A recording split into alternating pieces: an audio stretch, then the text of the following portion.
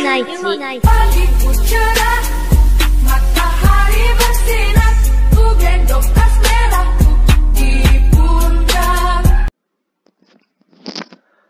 Oke, Assalamualaikum warahmatullahi wabarakatuh. Tabipun, perkenalkan nama saya Virgiawan Bayoditama dari Program Studi Pendidikan Geografi 2019. Di sini saya akan membacakan sebuah buku Ekologi Manfaat dan Rehabilitasi Hutan Pantai. Ini adalah judul bukunya. Dari Faisal Danu Mahfud Heru dari Balai Penelitian Kehutanan Manado. Oke, langsung saja.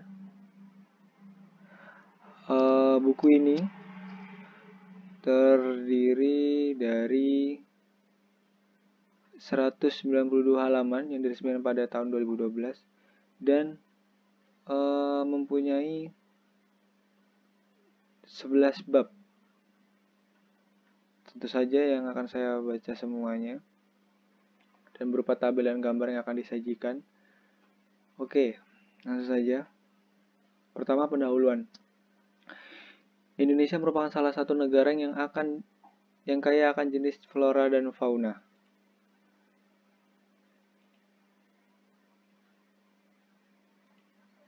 Oke. Yang akan saya ulangi. 1. Pendahuluan. Indonesia merupakan salah satu negara yang kaya akan jenis flora dan fauna dengan tipe hutan yang bervariasi di dunia, sehingga Indonesia dikenal sebagai negara mega biodiversity ketiga setelah Brazil dan Zaire. Keanekaragaman yang tinggi ini didukung oleh wilayah yang luas dengan banyak kepulauan dan berada di daerah tropis yang memiliki phytogeographically yang sesuai. Indonesia memiliki sekitar 17.508 pulau dengan panjang pantai sekitar 81.000 km. Gambar 1. Masing-masing mempunyai ciri khas tersendiri dan memiliki potensi sumber daya yang produktif. Diperkirakan Indonesia juga memiliki 90 ekosistem, baik di daratan maupun perairan, dan terdapat 15 formasi hutan alam yang tersebar dari ujung barat Sabang sampai ujung timur di Merauke, merupakan habitat utama banyak spesies tumbuhan dan hewan. Salah satu formasi hutan tersebut adalah hutan pantai. Hutan pantai yang dimaksud di sini tidak termasuk hutan mangrove. Di Indonesia, formasi hutan ini mempunyai keunikan tersendiri. Hutan pantai juga merupakan bagian dari ekosistem pesisir dan laut yang menyediakan sumber daya alam yang produktif baik sebagai sumber pangan, tambang mineral maupun energi, media komunikasi, dan edukasi merupakan kawasan rekreasi atau pariwisata serta penemuan produk biokimikal. Namun, sering dengan laju pertambahan penduduk, dengan dinamika pembangunan regional yang tidak taat atas kelestarian lingkungan hidup, tipe hutan tersebut akhir ini mulai mengalami kerusakan, yang berarti data menunjukkan bahwa luas vegetasi pantai dari tahun ke tahun cenderung menurun. Jika pada tahun 1996 luas vegetasi pantai mencapai 180.000 hektar, sampai tahun 2004 hanya tersisa 78.000 hektar. Rusaknya ekosistem hutan pantai dapat menimbulkan berbagai masalah, terutama berkaitan dengan abrasi pantai, intrusi air laut, perubahan iklim mikro, dan turunan nilai produktivitas hayati di ekosistem pantai. Pada tahun 1997, tercatat lebih dari 60 lokasi dan muara di 17 provinsi yang telah terjadi bencana abrasi pantai, di antaranya di seluruh pantai utara Jawa, pantai timur Sumatera, dan pantai Sulawesi Selatan. Selain itu juga kekhawatiran berbagai pihak akan tenggelamnya 2.000 pulau Indonesia pada tahun 2030 akibat naiknya permukaan laut, sering dengan perubahan iklim global dan rusaknya ekosistem pesisir bukanlah hal yang tidak mungkin jika keadaan ini terus berlanjut. Oke. Selanjutnya kita bisa lihat gambar di bawah ini adalah gambar pantai mangrove dan terumbu karang di Asia Tenggara. Dari sumbernya bisa tertera di situ.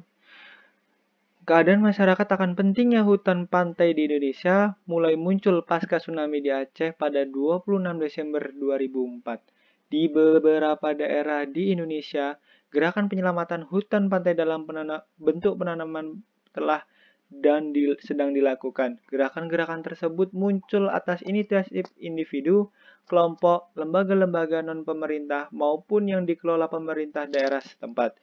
Untuk menggugah masyarakat Indonesia, baru-baru ini Gerakan Perempuan Tanam dan Pelihara 2010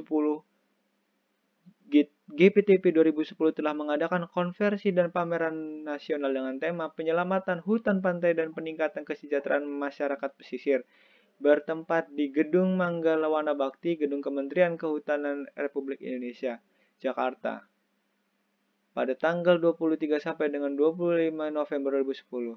Kegiatan tersebut dibuka resmi oleh Presiden Republik Indonesia Bapak Dr. Susilo Bambang Yudhoyono, SBY. Dalam sambutannya menyatakan bahwa penyelamatan hutan pantai bisa membantu masyarakat Indonesia di kawasan pesisir keluar dari lilitan kemiskinan. Dan saatnya melakukan rehabilitasi terhadap hutan pantai dan mangrove yang rusak, serta perlu perlindungan terhadap garis pantai Indonesia, menyadari parahnya kerusakan lingkungan hidup dan hutan yang memiliki arti penting bagi keberlangsungan hidup secara seluruh makhluk hidup, baik untuk generasi sekarang maupun yang akan datang, maka perlu ada gerakan moral dari semua komponen bangsa untuk terus-menerus membangun kesadaran kolektif anak bangsa demi menjaga dan melestarikan lingkungan hidup. Salah satu gerakan yang telah dan sedang dilaksanakan di Indonesia adalah gerakan pendidikan konservasi. Pendidikan konservasi bertujuan untuk menanamkan pengetahuan dan kesadaran akan pentingnya lingkungan hidup dan hutan, mengembangkan keterampilan dan menumbuhkan kepedulian dan sikap hidup ramah lingkungan. Pendidikan ini diarahkan kepada seluruh lapisan masyarakat, terutama bagi siswa ataupun generasi muda yang umumnya menuntut ilmu pengetahuan, serta mereka berperan baik secara langsung maupun tidak langsung dalam penentuan kebijakan atau usaha pembangunan kawasan dan konservasi serta pelaku ekonomi. Outputnya, akhir dari pendidikan konservasi ini adalah kita merasa terpanggil untuk terus mengabdikan diri dalam upaya mengurangi kemerosotan sumber daya hutan dan merusak lingkungan. 2. Pengertian hutan dan permasalahannya. 2.1 Pengertian hutan. Dalam berbagai literatur terdapat beberapa pengertian atau definisi hutan. Namun, pada dasarnya semua mempunyai maksud sama. Pengertian dapat ditinjau dari beberapa faktor: wujud biofisik lahan dan tumbuhan, fungsi ekologi, kepentingan kegiatan operasional, dan status hukum lahan hutan. Berikut ini dijelaskan beberapa pengertian hutan.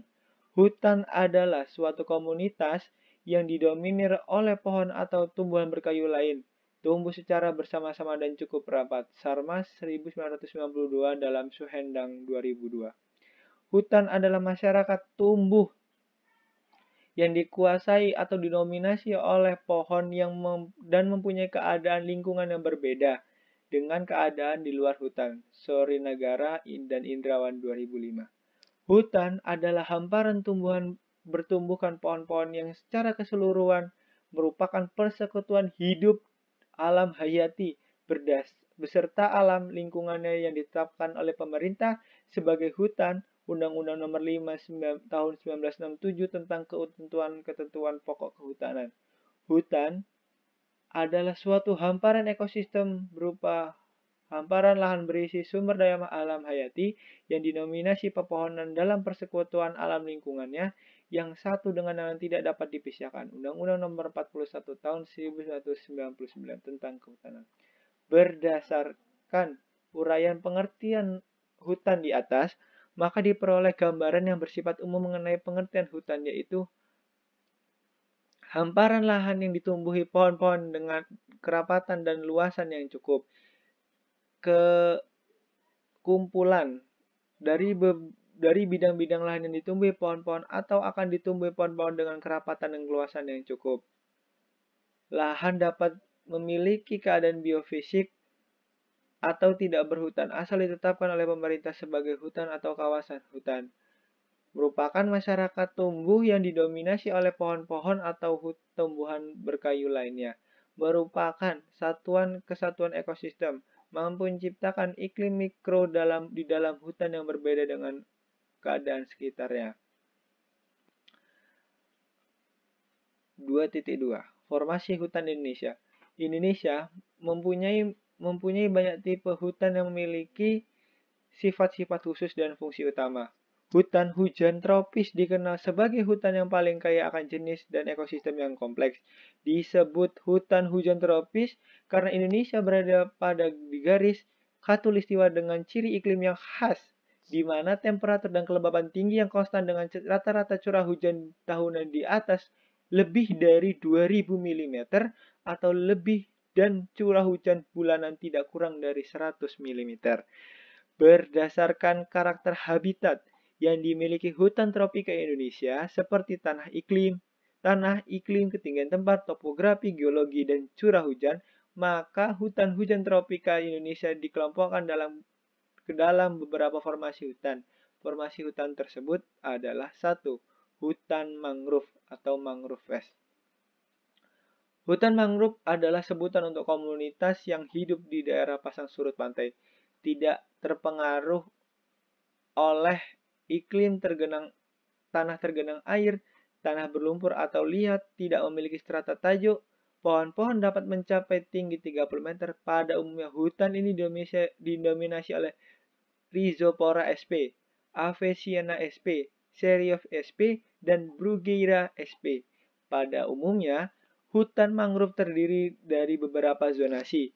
Avicenna spp pada umumnya berada di zona terdepan dan diikuti beberapa jenis campuran utama Rhizopora spp, Serios spp. Di zona tengah, sementara di zona belakang ada Scylocarpus spp dan Hirteria littoralis sering dijumpai. Zonasi ini bervariasi antar pantai sesuai dengan karakteristik pantai dan seperti bentuk pantai, panjang pantai, ada tidaknya sungai di sekitar, kondisi substrat, perilaku pasang surut, dan lain-lain. 2. Hutan pantai, beach forest. Di daerah pantai merupakan daerah perbatasan antara ekosistem laut dan ekosistem darat. Karena hempasan gelombang dan hembusan angin, maka pasir dari pantai membentuk gundukan ke arah darat. Setelah terbentuknya gundukan pasir itu, biasanya terdapat hutan yang dinamakan hutan pantai. Secara umum, hutan ini terletak di tepi pantai, tumbuh dan pada tanah kering berpasir, berbatu, dan tidak terpengaruh oleh iklim serta berada di atas garis pasang tertinggi. Daerah penyebaran hutan pantai terdapat di Sumatera, Jawa, Bali, dan Sulawesi. Dilaporkan pada tahun 1990, luas hutan pantai tersisa kurang lebih 1 juta hektar, Vakuara 1990, dan pada tahun 1996 tersisa 0,55 juta hektar. Laporan dari Sugiarto dan Eka Reno 1996.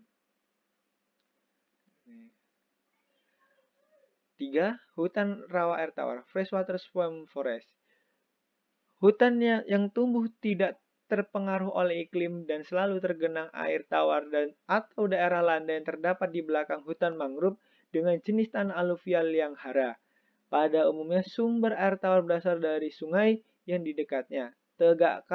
Tegakan hutan selalu hijau, pohon-pohon mencapai 50-60 meter, terdiri dari beragam lapisan tajuk. Daerah penyebaran utama di Sumatera, Kalimantan, dan Irian atau Papua.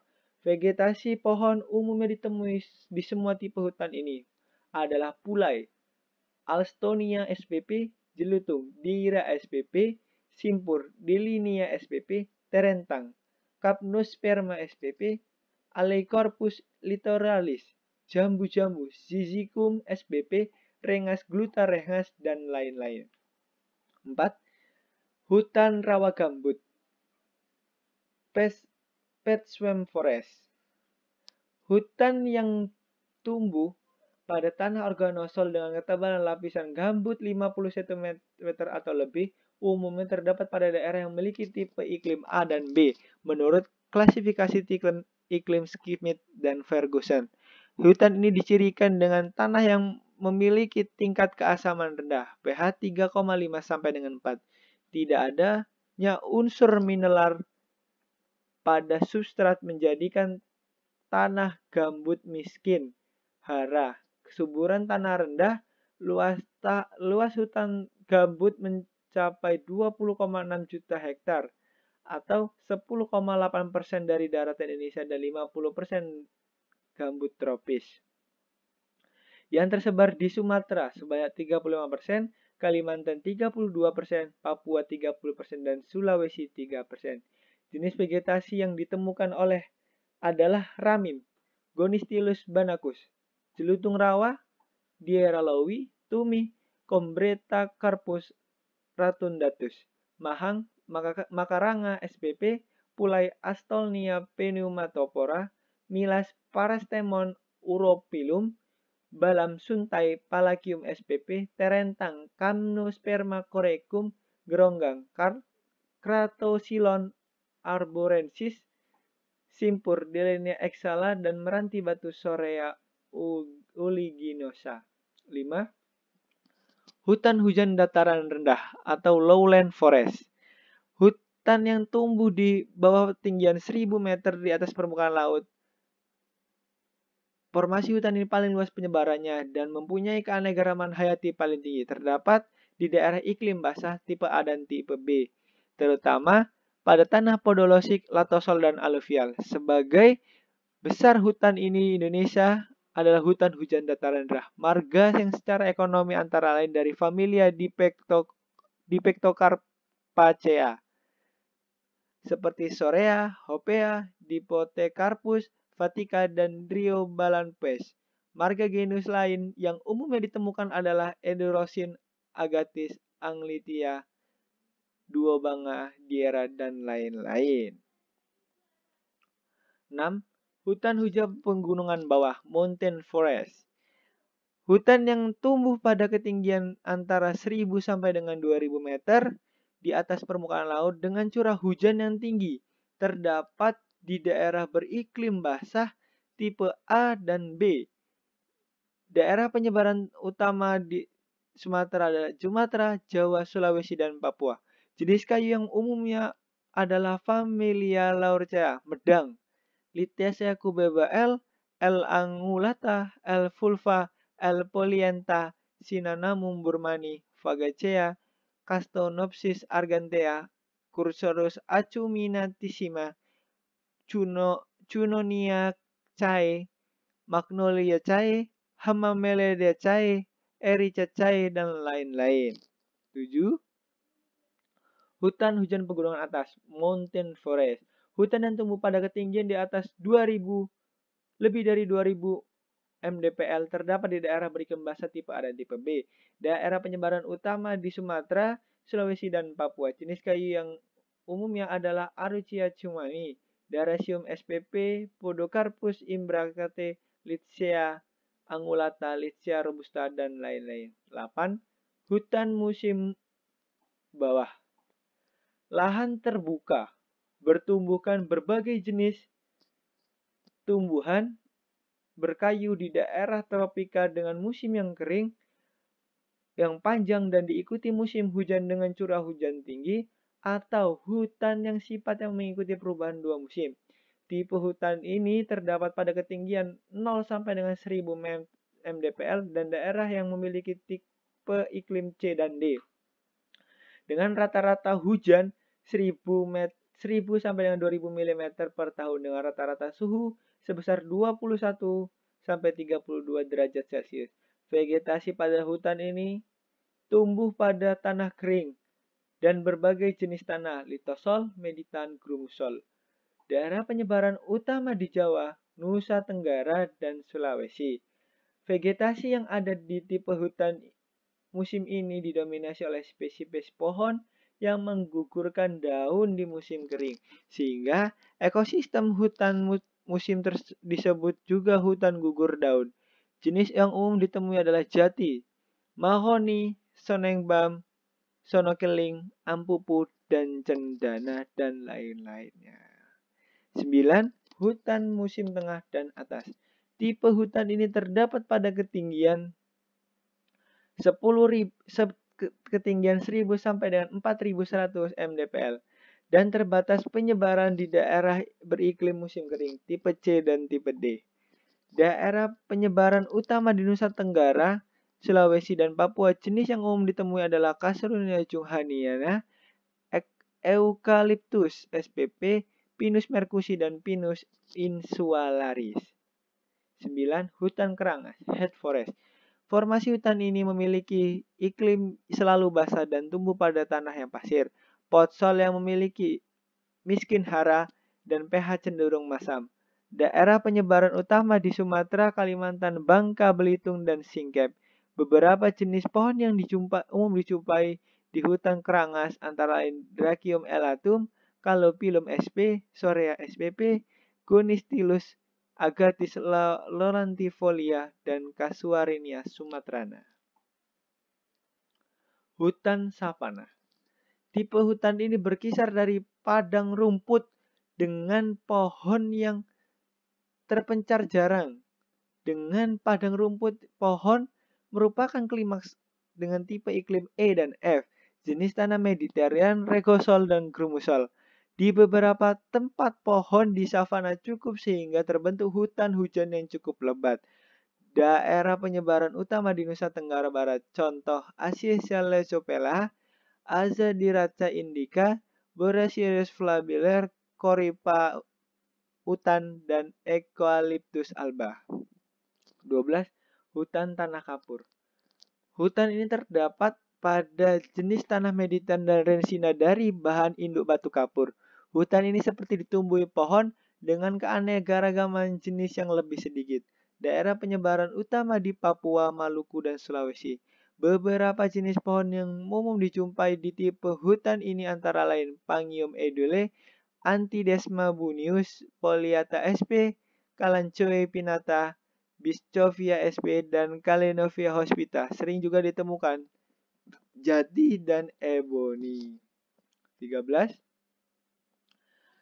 Hutan pada batuan ultra basah. Hutan ini tumbuh pada tanah yang banyak mengandung mineral magnesium, besi, silika, kalsium, aluminium, dan logam-logam berat lainnya. Penyebaran utama di Sulawesi, Maluku, Kalimantan, dan Papua. Beberapa pohon yang dijumpai di tipe hutan ini antara lain kemiri, kayu besi, Syzygium spp, Celephretis, dan Kena palembecineka. Hutan riparan atau tepi sungai. Hutan ini terdapat di sepanjang sungai besar, merupakan vegetasi rawa musiman yang berbeda dengan dan bertanah aluvial. Penyebaran hutan di Kalimantan dan Sumatera, beberapa jenis tumbuhan yang umum dijumpai adalah hutan riparan atau nipah, sagu, aren, putat sungai, dan rengas sungai, dan Glutea velunita. Selain berdasarkan faktor-faktor habitatnya, hutan Indonesia juga diklasifikasikan beberapa kategori status hukum fungsi penggunaan lahan. Undang-Undang Nomor 41 Tahun 1999 tentang Kehutanan. Maka hutan di Indonesia digolongkan atas hutan lindung, protection forest. Kawasan hutan yang mempunyai fungsi pokok, perlindungan sistem penyangga, kehidupan untuk mengatur tata air, mencegah dan mengendalikan erosi, mencegah intrusi air laut, dan memelihara kesuburan tanah. Di kawasan hutan lindung ini tidak boleh kegiatan pengambilan hasil hutan, penebangan, pemukiman, dan sebagainya yang dapat berpengaruh pada mutu lingkungan di dalam sekitar hutan. Hutan production forest. Kawasan hutan yang memiliki fungsi produksi adalah hutan yaitu benda-benda hayati, non-hayati, dan turunannya, serta jasa yang berasal dari hutan. Maksudnya ialah hutan yang karena keadaan alamnya, kemampuan dapat memberikan manfaat produksi dengan tetap memperhatikan kelestariannya. Hutan produksi dibagi atas hutan produksi terbatas sekitar 21,6 juta hektar dan hutan produksi yang dapat dikonversi sekitar 14,0 juta hektar. Pada umumnya, hutan produksi ini dikelola oleh perusahaan kehutanan baik PHPH dan HTI. Dari kegiatan produksi yang dilakukan, negara yang memperoleh pemasukan devisa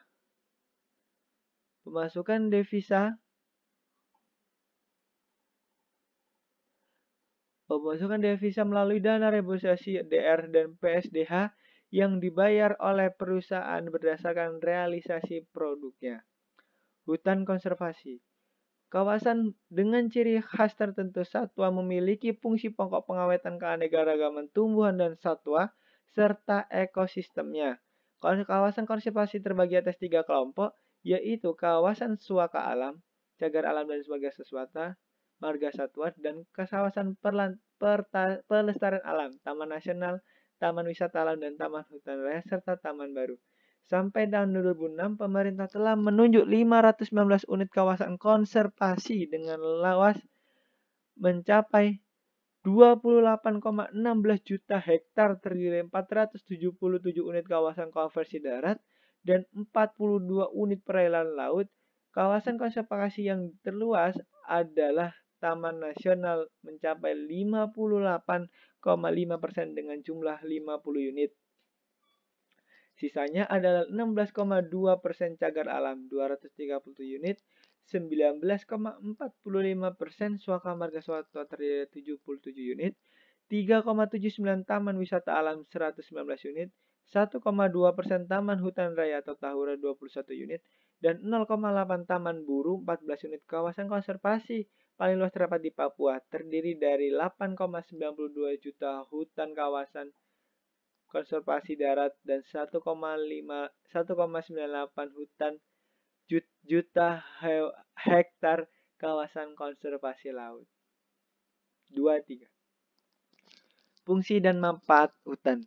Hutan merupakan penjelmaan kasih Tuhan yang menjadi salah satu sumber daya alam potensial dengan berbagai fungsi atau manfaat dalam menyangga kehidupan ekosistem. Fungsi atau manfaat hutan dapat berlangsung dalam menunjang kehidupan sosial masyarakat ataupun secara tidak langsung. Manfaat yang langsung bagi kehidupan manusia adalah sebagai bahan bakar kayu bakar, bahan bangunan, bahan kerajinan, tumbuhan hias, obat tradisional, tambahan bahan bangunan atau sumber devisa negara. Sedangkan fungsi hutan secara tidak langsung antara lain memulihkan kualitas lingkungan hidup, seperti mengatur air, perlindungan bahaya erosi, memelihara iklim setempat sebagai habitat satwa liar untuk rekreasi dan lain-lain. Di bawah ini jelaskan singkat fungsi hutan dan manfaat hutan di antaranya.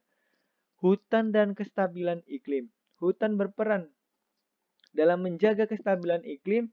Proses pencegahan perubahan iklim hutan dikenal sebagai melalui peran hutan sebagai penyerap dan penyimpanan kelebihan karbon atmosfer dalam bentuk biomasa. Jika hutan mengalami kerusakan, maka hutan juga akan menjadi sumber peningkatan gas rumah kaca atau GRK dengan menyuplai emisi karbon secara kimiawi. Vegetasi hutan akan menyerap gas karbon atau CO2 via proses fotosintesis. Jika hutan terganggu, maka siklus CO2 dan O2 udara bersih di atmosfer akan terganggu. Tidak terkendali gas CO di atmosfer bersama-sama dengan uap air, gas CFCs, metana, dan gas rumah kaca lainnya berpotensi meningkatkan suhu atmosfer bumi yang dapat menimbulkan perubahan iklim.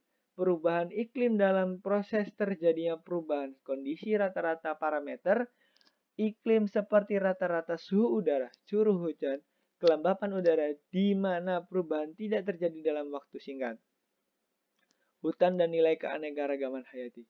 Indonesia merupakan salah satu negara yang akan kaya sejenis flora dan fauna. Tipe-tipe hutan yang bervariasi di dunia sehingga Indonesia dikenal sebagai negara mega biodiversity kedua setelah Brazil. Meskipun luasnya hanya 1,3 dari permukaan bumi, Indonesia memiliki posisi sangat penting di tinjau dari kekayaan keanekaragaman spesies. Indonesia mengikuti peringkat kedua untuk mamalia dengan presentasi 12%, 515 spesies 39% endemik.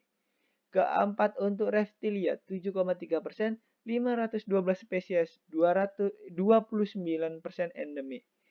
Kelima untuk burung 17%, 1519 spesies 28% endemik. Keenam untuk amfibi 270 spesies 37% endemik. Pertama untuk jenis palem 477 spesies 225 endemik. Dan keempat untuk primata 35 spesies 18% endemik. Selain itu, Indonesia juga memiliki 5 besar di dunia untuk kekayaan jenis tumbuhan dengan 38%, 38.000 spesies, 55% endemik, memiliki 121 kupu-kupu, 44% endemik, 2.827 invertebrata selain ikan tawar, dan 1.400 ikan tawar. Selain Indonesia juga merupakan salah satu pusat wildlife dunia. Adalah pusat penyebaran tumbuhan ekonomi komersil berupa buah-buahan tropik, jahe-jahean, dan kayu. Keanekaragaman hayati memiliki beragam nilai atau arti bagi kehidupan.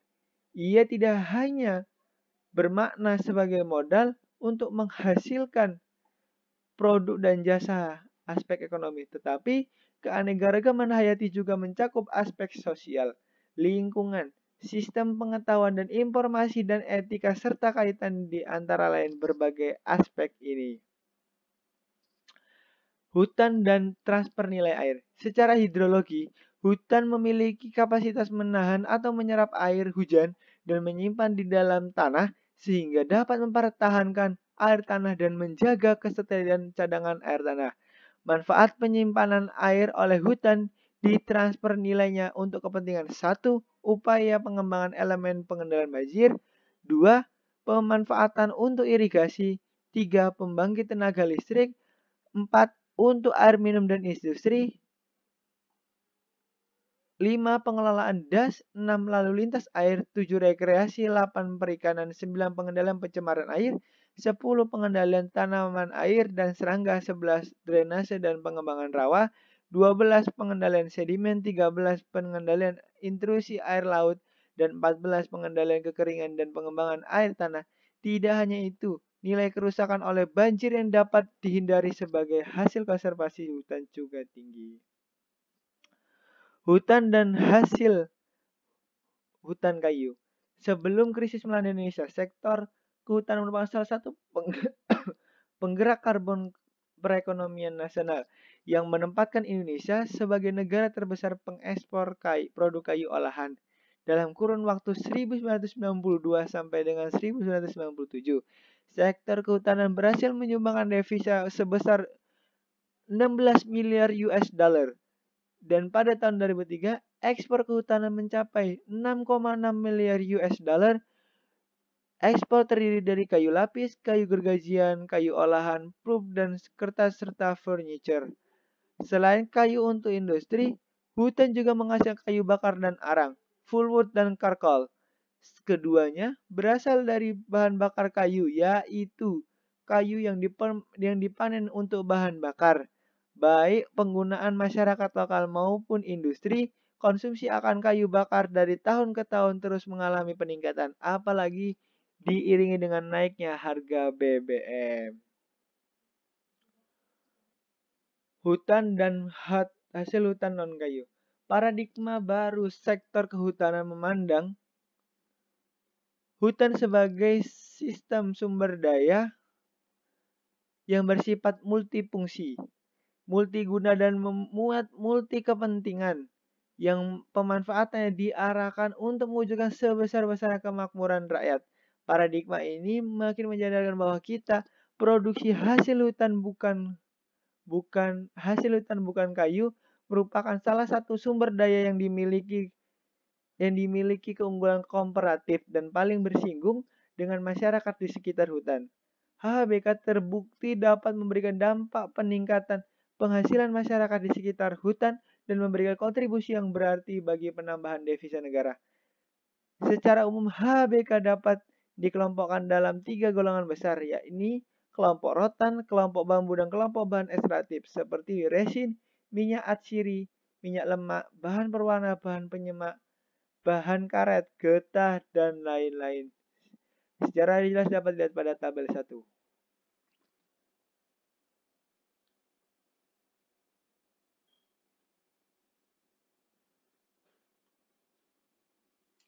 Selanjutnya, hutan sebagai penyedia lapangan kerja.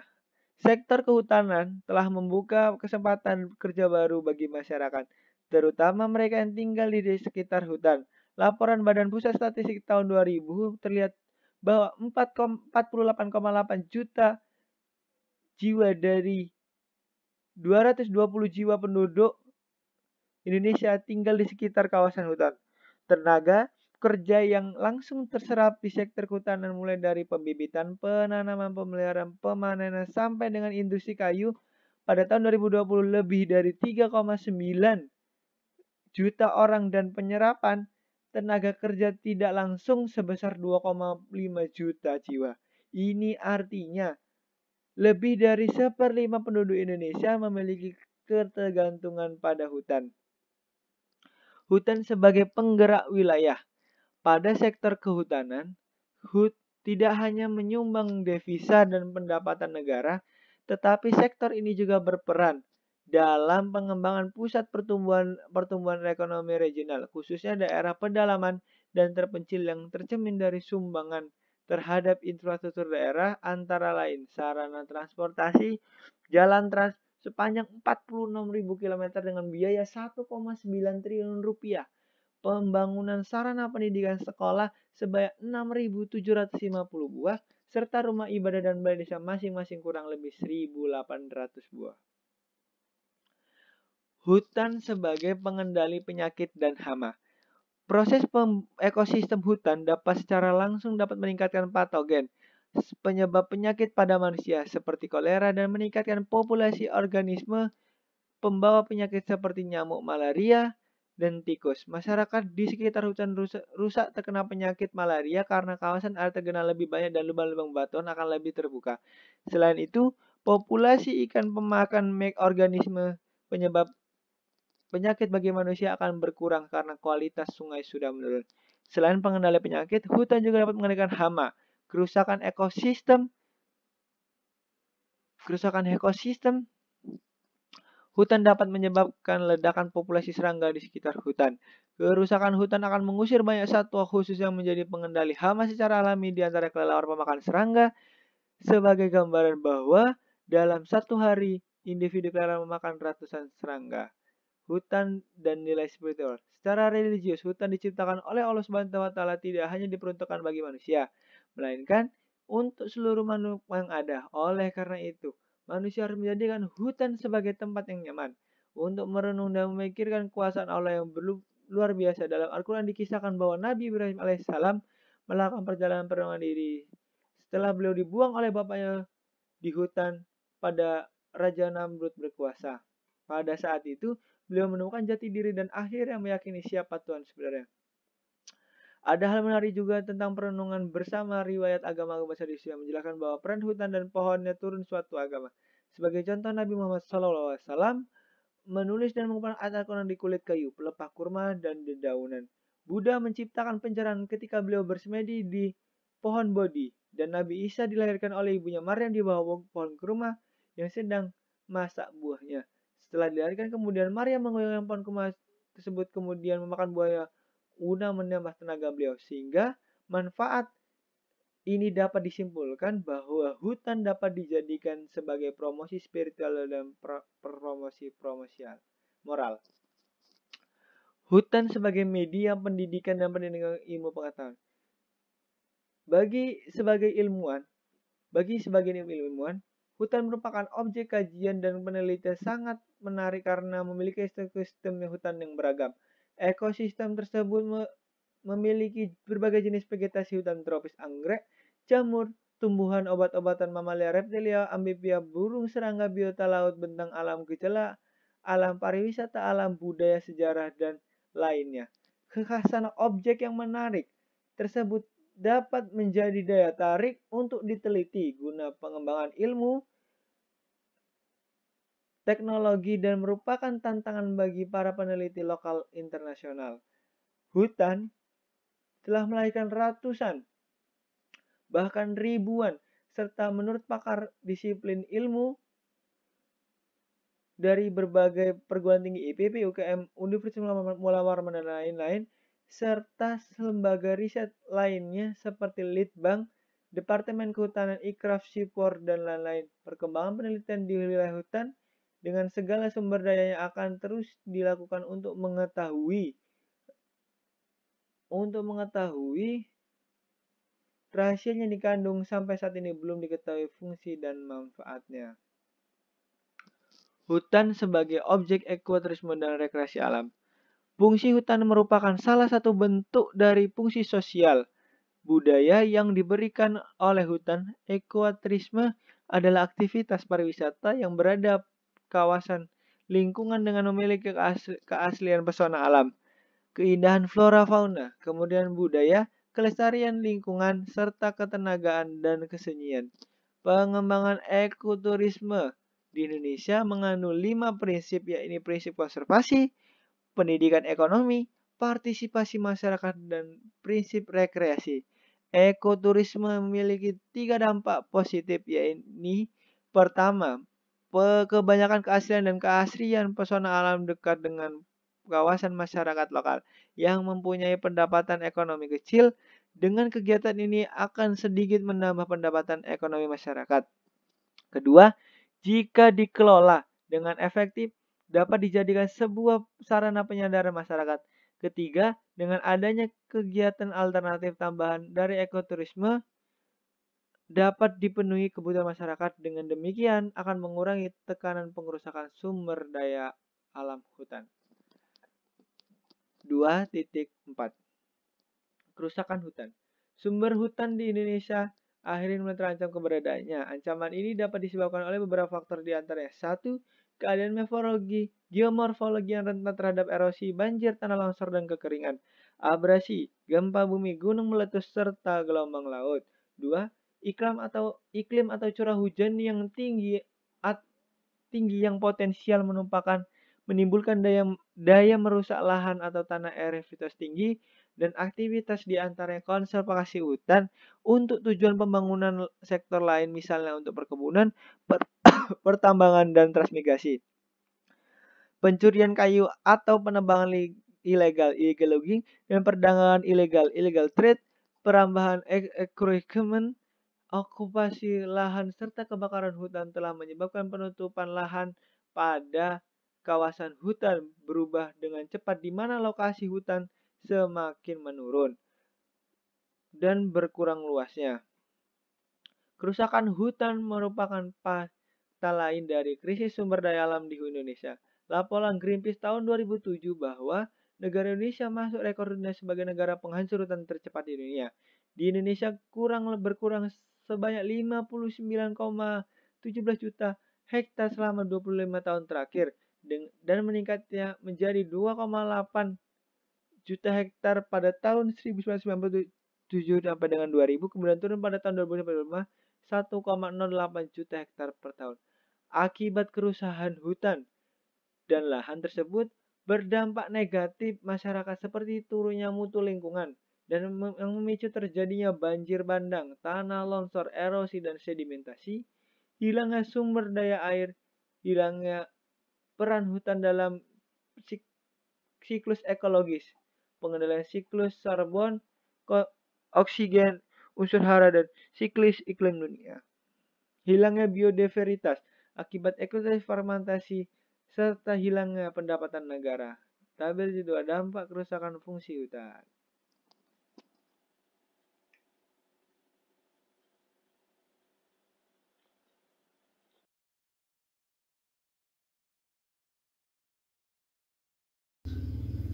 Oke, kita akan masuki bab 3 di sini. Kalau tadi sudah bab 2 dan pendahuluan di bab 1, sekarang bab 3. Ekologi hutan pantai. 3.1 jenis pantai.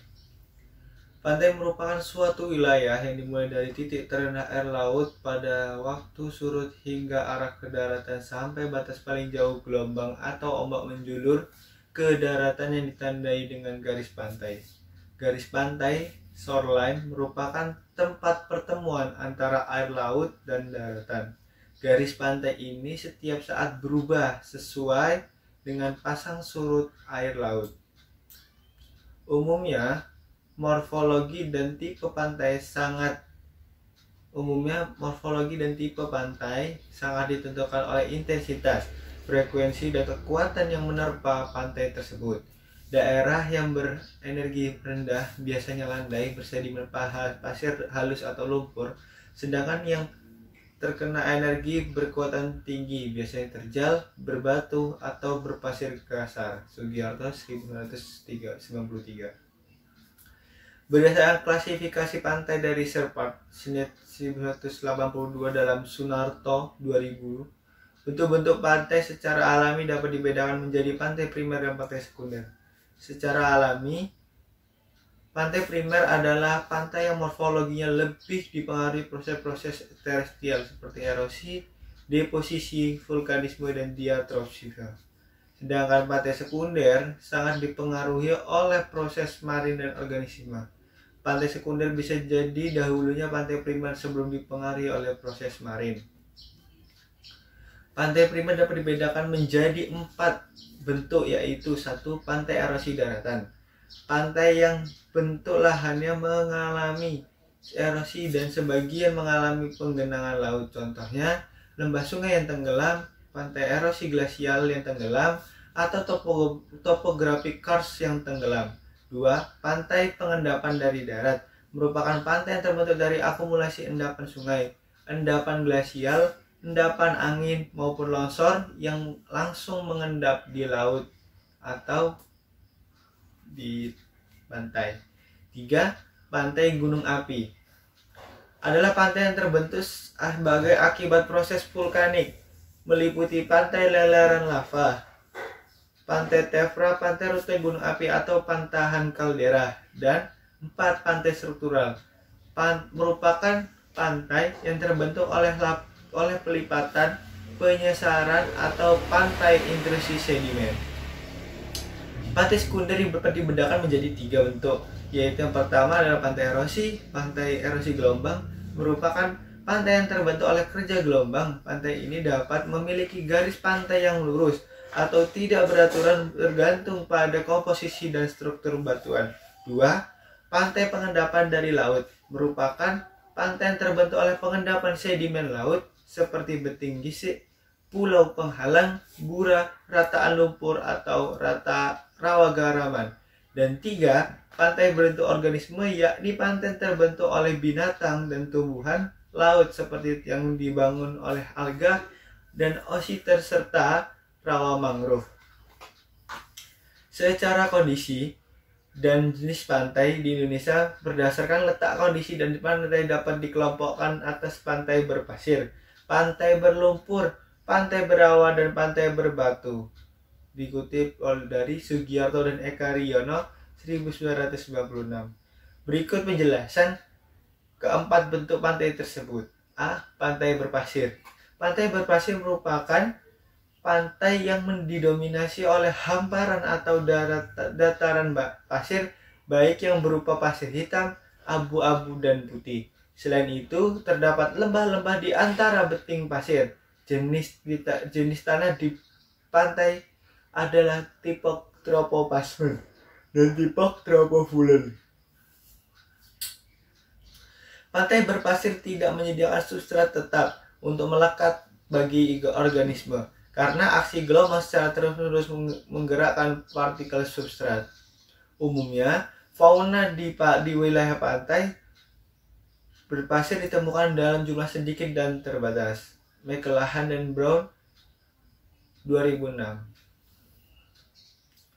Fauna yang ditemukan adalah organisme infauna makro berukuran 1 sampai dengan 10 cm yang mampu menggali lubang hilang di dalam pasir, dan organisme meofauna mikro berukuran 0,1 sampai dengan 1 mm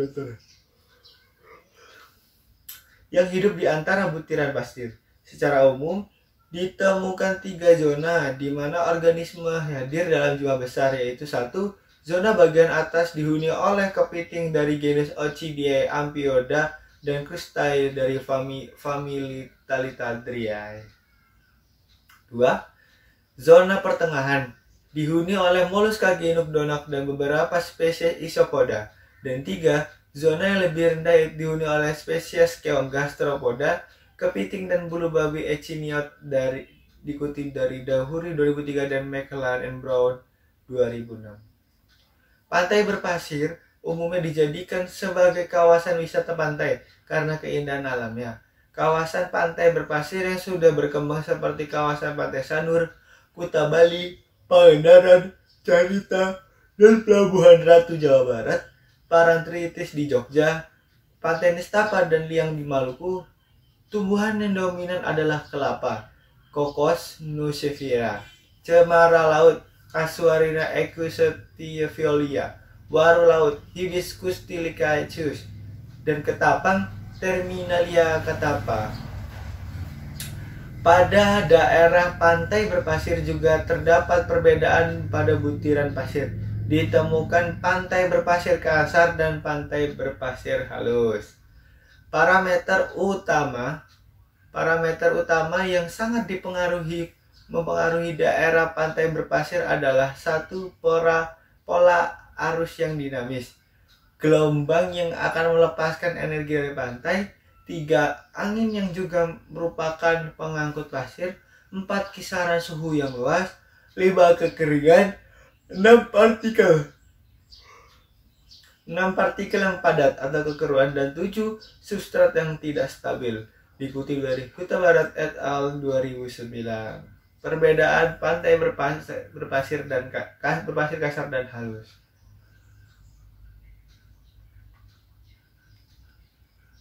B. Pantai berlumpur. Pantai berlumpur merupakan hamparan lumpur sepanjang pantai yang dihasilkan dari proses sedimentasi atau pengendapan. Biasanya terletak di muara sungai. Lumpur tersebut terdiri atas partikel-partikel halus yang mengandung humus atau gambut. Tanah pantai ini mempunyai kandungan oksigen yang rendah dan hanya terdapat pada lapisan permukaan. Sedangkan kandungan asam sulfida cukup tinggi sehingga dapat mereduksi senyawa besi atau feri di dalam tanah menjadi senyawa ferrosofilda atau FeS2 atau firit. Umumnya, organisme yang menempati daerah ini mengadaptasikan dirinya dengan 2 cara, yaitu menggali substrat dan membuat saluran habitat.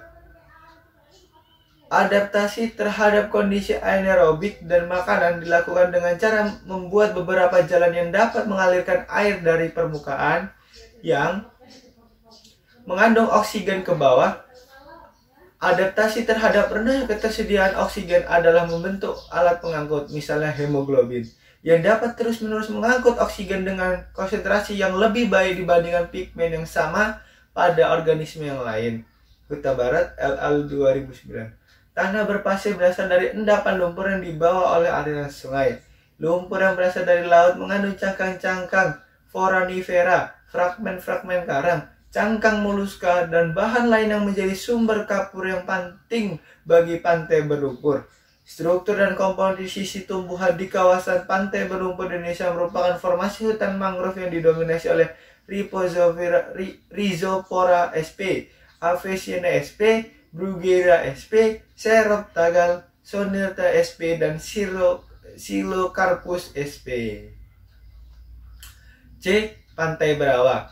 Pantai Berawa merupakan daerah yang tergenang air baik secara permanen ataupun temporer. Tanah dan air pantai ini memiliki tingkat keasaman yang tinggi. Hutan berawa umumnya ditumbuhi oleh jenis tumbuhan nipah, Nipah fructicans, Nibum Oncosperma-Trigilla, sagu Metrosilicon sago, medang Decasia cassia, celutung Diera sp, dan lain-lain. D. Pantai berbatu.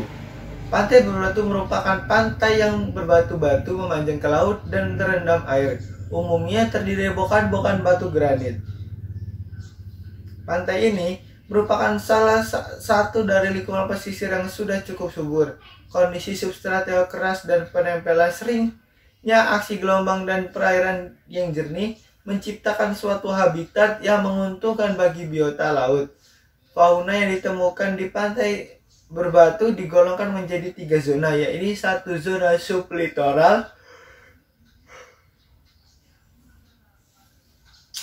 terletak di atas air pasang yang masih menerima percikan air laut. Ditemukan siput, cyanobacteria, kadang-kadang algae merah, porifera atau algae coklat fucus. 2. Zone arterial berada antara air pasang dan surut. Pada zona hidup kerang Balanus sp, kerang Mytilus, dan alga coklat fucus, siput gastropoda, kepiting Carycus, dan bulu babi. 3. Zona sublitoral berada di bawah air surut. Ditemukan sebagai organisme alga koralin, tunika, ikan, dan sebagainya. Komunitas biota di daerah berbatu jauh lebih kompleks dari daerah lain karena bervariasinya relung atau niche ekologis yang disediakan oleh genangan air, celah batu, permukaan batu, dan sebagainya, dan hubungan mereka yang bervariasi terhadap cahaya, gerakan air, perubahan suhu, dan faktor lainnya. Hal yang dijelaskan oleh Mekin et al. 2000 bahwa biota atau fauna yang ditemukan di pantai-pantai berbatu menyesuaikan diri untuk bertahan terhadap kekuatan gelombang, kekeringan berkala, suhu tinggi yang salinitasnya yang berubah. Fauna tersebut mempunyai saran yang efisien untuk mempertahankan pegangannya. Parameter utama yang sangat mempengaruhi kondisi pantai berbatu adalah A. Fenomena pasang. Dinamika sangat berpengaruh terhadap biota yang menginginkan kondisi alam yang bergantian antara tergenang dan terbuka. B.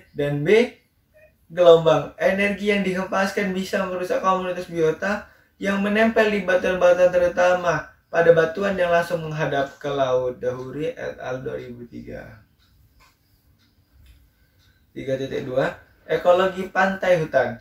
Indonesia merupakan salah satu negara dengan garis pantai terluas di Asia Tenggara, kurang lebih 81.000 km. Di sepanjang pantai tersebut ditumbuhi oleh vegetasi pantai. Salah satunya adalah vegetasi hutan pantai. Istilah hutan pantai pertama kali disebutkan oleh Whitford pada tahun 1911 sebagai salah satu tipe hutan. Kondisi hutan pantai umumnya berusaha substrat pasir serta ditemukan berbagai jenis tumbuhan pioner. Umumnya lebar pantai tidak lebih dari 50 meter dan tidak jelas batas zonasi dengan tipe hutan lain serta memiliki tinggi pohon mencapai 25 meter. Surinagara dan Indrawan 2005 menyebutkan beberapa ciri khas hutan pantai antara lain: 1. Tidak terpengaruh iklim.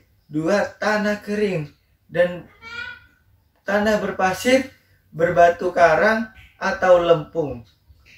Tumbuh di pantai, tanah rendah pantai. 4. Pohon kadang-kadang penuh dengan eflip antara paku-pakuan dan anggrek. Di Indonesia ditemukan pada pantai selatan Pulau Jawa, pantai barat daya, dan pantai Pulau Sumatera dan Sulawesi. Secara umum, hutan pantai memiliki keragaman jenis yang rendah. Biasanya di hutan pantai jenis konifer, daun jarum, liana, serta tumbuhan berbunga yang disertai dengan kelimpahan Pandanus sp dan Barringtonia. Beberapa jenis epifit juga ditemukan di batang Barringtonia seperti dari Mecomnia sp. Di hutan pantai tidak ditemukan komunitas vertebrata yang spesifik. Meskipun demikian, hutan juga dijadikan sebagai habitat favorit sebagai jenis langka, yaitu Kakatua sp, Tanigatus sp, Megadopius sp. Beberapa jenis burung tertera pada tabel 4 juga ditemukan di jenis Eterina altes pada saat musim berbunga. Karakteristik hutan pantai biasa didahului oleh didominasi tumbuhan merambat, yakni Ipomea pasqueparae, yang selanjutnya disebut dengan formasi pasqueparae. Di belakang formasi tersebut ditemukan formasi vegetasi inti hutan, yakni formasi Barringtonia. Kedua formasi tersebut tentunya memiliki komunitas tumbuhan yang khas sebagai penciri dan masing-masing formasi dan ditemukan pada dua bahan induk, yakni pantai berpasir yang berbatu. Pola penyebaran benih jenis vegetasi hutan berpantai bisa dibantu oleh air laut, burung kelelawar, dan Scaleophyta cada, serta dibantu oleh angin pada jenis Heterpia sp. 4. Pantai berpasir. Secara singkat, pantai berpasir sudah dijelaskan sebelumnya. Secara umum, pantai berpasir bentuknya berdasarkan deposit pantai, diantaranya gumuk pasir, spit, dan pasir bawaan. Gumuk pasir merupakan tumpuan bukit yang berbentuk oleh pasir ditiup oleh angin. Beberapa daerah yang memiliki bukit pasir gumuk pasir, di antara pantai utara Madura, Palantres ke Jogja, di barat laut, dekat Puger, dan dekat Danau Dangkal di sebelah tenggara Lumajang, serta di bagian barat Sumatera. Salah satu tumbuhan khas dari gumuk pasir adalah rumput angin. Menurut Wong tahun 2005 bahwa gumuk pasir di Palantres merupakan pantai pasir terbesar dan terbaik di wilayah Asia Tenggara. Secara umum, gumuk pasir pantai di daerah tropis dan subtropis memiliki keanekaragaman taman yang cukup tinggi, dengan tingkat endemisitas dan derajat sirkulasi tanaman yang rendah. Pantai berpasir sangat dinamik sesuai dengan kondisi musim. Kondisi musim sangat berpengaruh terhadap profil pantai, gradien pantai, dan ukuran butiran pasir. Butiran pasir ada yang berbentuk sedimen vulkanik yang ditemukan di pantai Bali, Senggigi Lombok, Davao Ubud yang berasal dari material pegunungan Apo. Selain itu juga dijumpai jenis batuan pasir yang berasal dari pecahan karang seperti yang ditemukan di Pulau Seribu.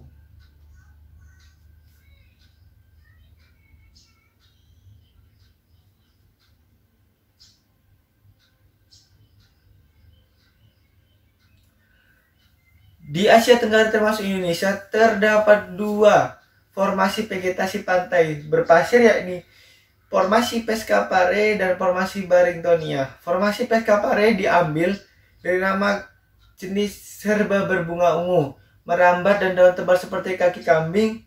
Ipomea Pescapare formasi biasanya berdarah di daerah pasang tinggi dan pada semua pantai terbuka di daerah tropika yang sering ditumbuhi kelompok spesies perintis yang terpisah-pisah, yang masing-masing mungkin mempunyai kerapatan yang agak rendah. Beberapa di antara tumbuhan ini dari biji yang terapung yang terbawa ombak sampai ke batas pasang surut tertinggi. Dalam Mong et al. 2000 menjelaskan bahwa jenis Ipomea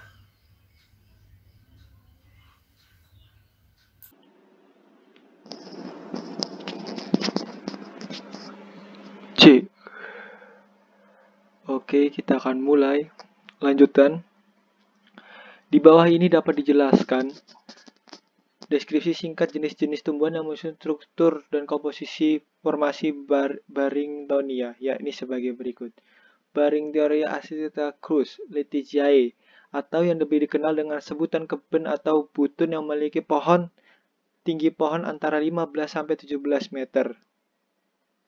Bunga putih dengan ukuran lebih besar yang mekar pada malam hari, dan pembungaan dibantu oleh kelelawar dan lebah madu. Buah besar berbentuk persegi dan penyebaran dengan bantuan air. Jenis tumbuhan ini pada ketinggian 0-350 mdpl. Sugiarto. Kalau Terminia catapael atau ketapang merupakan salah satu jenis salah satu jenis yang mudah dikenali karena memiliki arsitektur pohon seperti pagoda.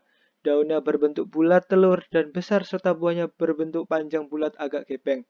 Ketapang tumbuh alami pada pantai berbasir dan berbatu. Toleran terhadap tanah masih dan tahan terhadap percikan air laut. Sangat tahan terhadap angin dan menyukai sinar matahari penuh. Mampu bertahan hanya pada daerah-daerah tropis atau daerah-daerah dekat tropis dengan iklim lembab. Tumbuh baik pada semua jenis tanah dengan drainase baik. Selanjutnya ada Pandanus decoreus, XZ, Pandanicae, atau pandan. Pohon dapat mencapai ketinggian hingga 6 meter ini, daunnya berduri pada sisi daun dan ujungnya tajam. Panjang antara 0,5 sampai dengan 2 meter, bunga warna merah ungu. Buahnya seperti buah nanas dan ketika matang berwarna kuning jeruk. Tumbuh pada habitat dengan substrat berpasir di depan garis pantai, terkenang pasang surut hingga agak ke belakang garis pantai.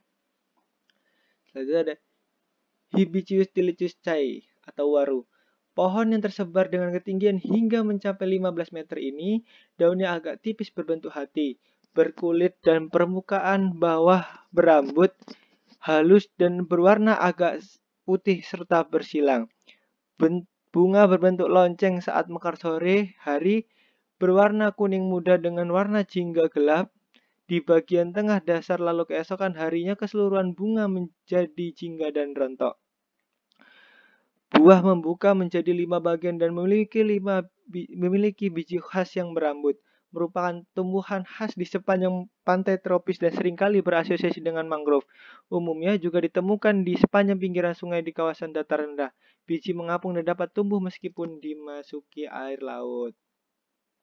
Selanjutnya ada Caseronia escotillia blanco atau cemara laut. Jenis ini berbentuk pohon dengan percabangan halus dan memiliki daun seperti jarum. Umumnya tumbuh di pinggir pantai berpasir, biasanya 0 sampai dengan 100 mdpl. Jenis ini membutuhkan banyak sinar matahari, toleran terhadap air, garam, tanah berkapur dan agak alkali dan sangat mudah adaptasi pada tanah yang kurang subur. Jenis ini dapat menambat atau fisasi N2 atmosfer dengan bantuan bakteri Frankia. Ini contoh-contoh pohonnya.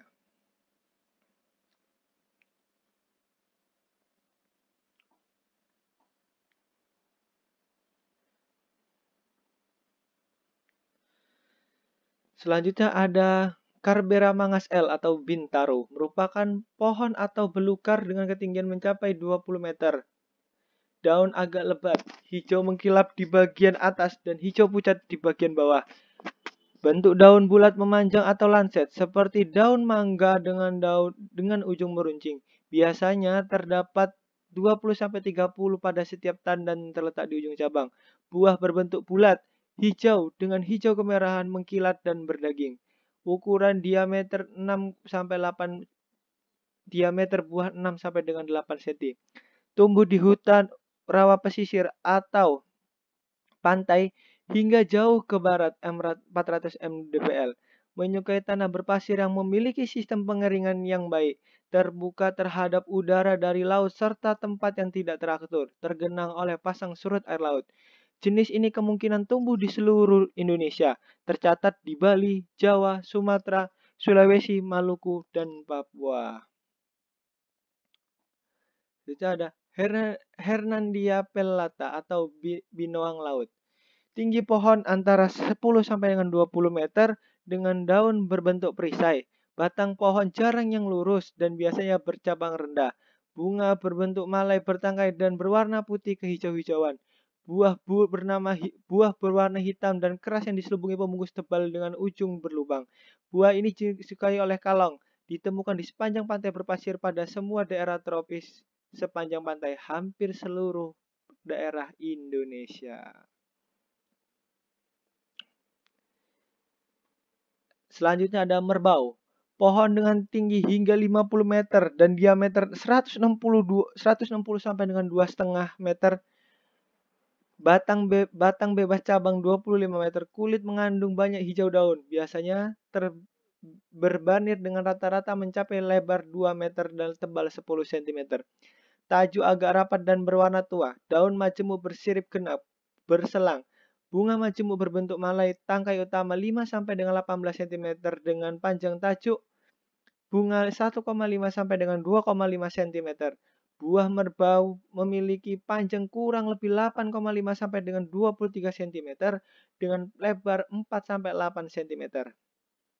Satu buah berisi 1 sampai 8 biji. Biji berbentuk polong, keras, pipih dan tanpa salut biji. Pembungaan. Buah mekar pada bulan November Januari dan buah tua pada bulan Mei Agustus. Jenis ini sering ditemukan pada daerah tepi pantai dengan curah hujan lebih dari 2000 mm per tahun. Tumbuh di hutan primer atau sekunder pada berbagai tipe tanah, tetapi tidak ada gambut dengan iklim A sampai D. Umumnya ditemukan di Kalimantan, Sumatera, dan Sulawesi, Maluku, dan Papua. Status konfirmasi 11 terancam punah. Nah, ini dia. Berbau. Selanjutnya adalah Pongamia pinnata Merrill. Semak atau pohon berjabang melebar, pepagan halus atau melekah tegak lurus samar-samar abu-abu. Daun menyirip ganjil, merah muda saat muda, hijau tua mengkilap di atas, dan hijau pudar dengan urat menonjol di bawah saat tua. Anak daun membundar telur, menjorong atau melonjong. Perbungaan tandan, berpasang-pasang dengan bunga yang sangat harum. Mahkota bunga putih sampai pink, ungu di dalam, berurat kecoklatan di luar, membundar telur sungsang. Buahnya polong bertangkai pendek, biji 1 sampai 2 biji membuat telur. Toleran terhadap kisaran suhu luas yang tumbuh pada ketinggian antara 0 sampai dengan 120 mdpl. Pertumbuhan yang paling bagus dijumpai pada tanah liat berpasir, tetapi akan tumbuh juga pada tanah berpasir dan tanah liat yang gumpal-gumpal. Sangat toleran pada kondisi masin dan alkanitas terdapat di seluruh Indonesia. Ini kenampakannya. Selanjutnya adalah Scaevola takada, Garden Roxaceae Goodeniaceae. Herba rendah, semak atau pohon tingginya dapat mencapai 3 meter, daun melebar ke atas, berwarna hijau kuning-kuningan dan mengkilap. Tepinya melengkung dan permukaannya daun seperti berlapis lilin. Bentuk bulat telur hingga elips. Ujungnya membundar, ukurannya 16,5 sampai dengan 30 dikali 7,5 sampai dengan 9,5 cm. Letak bunga di ketiak daun. Daun mahkota putih bersih, sering pada bagian dalamnya terdapat strip atau garis muda. Lalu menjadi putih ketika sudah matang. Ukuran diameter buah 8 sampai 12 mm. Dijumpai secara skoliter dan umumnya terbatas di pantai. Terbatas pada pantai berpasir atau daerah batu berkarang.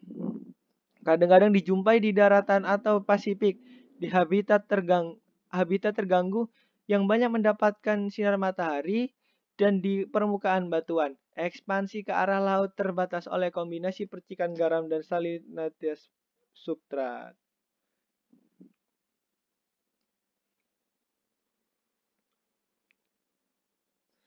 Selanjutnya ada Crinium asiaticum atau bakung. Pandan seran atau Maluku merupakan tema yang bervariasi tinggi dengan umbi lapis.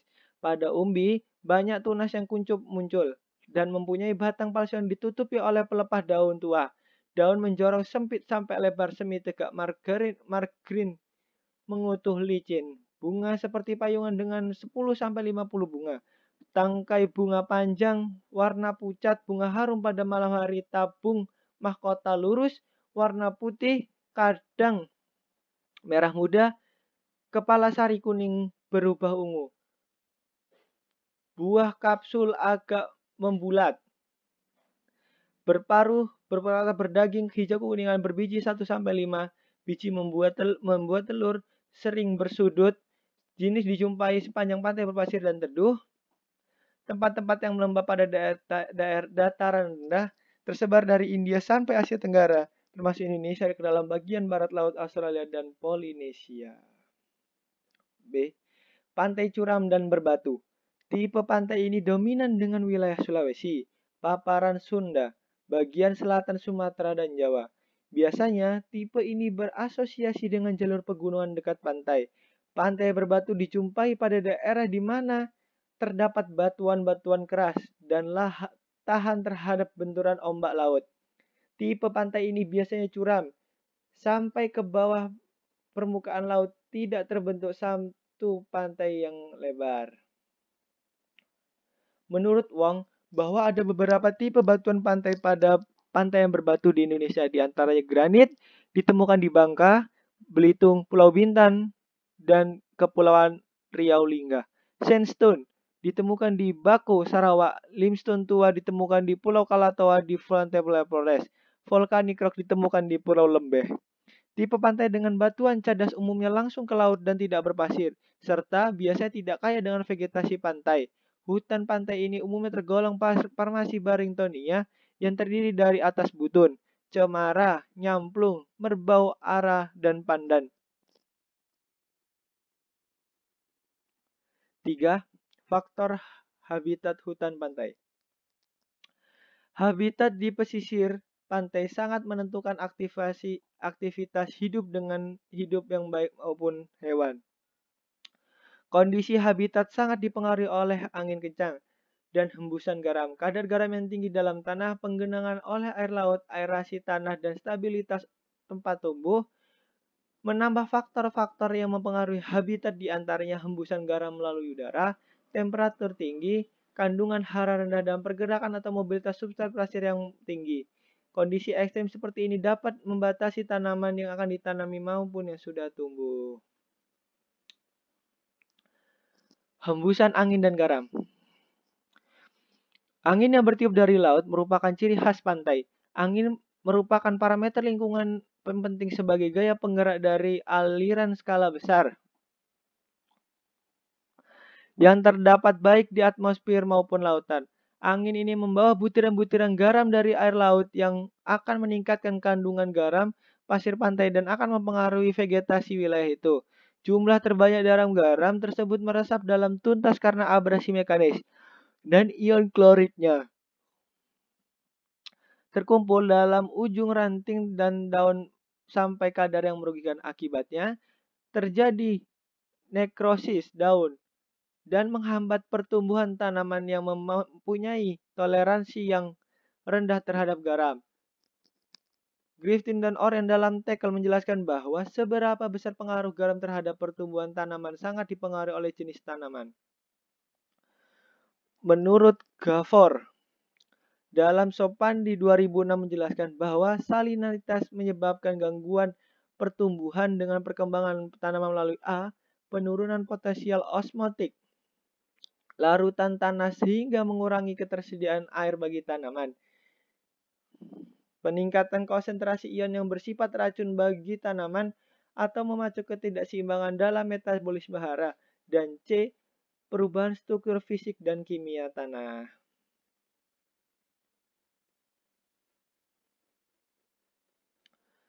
Selanjutnya,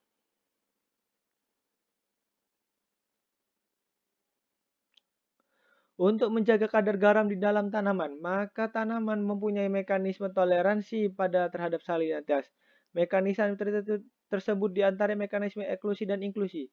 Tanaman yang memiliki mekanisme eklusi menyimpan garam dalam konsentrasinya yang rendah dalam tajuk karena tanaman mampu menahan gerakan garam di daerah perakaran.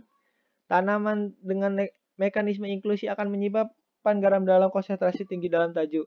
Seaman dan Pittman and Lauchley mengelompokan toleransi tanaman terhadap salinanitas baik secara eklusi maupun inklusi menjadi toleransi pada tingkat seluler, jaringan, dan tanaman. Ini dia tabelnya.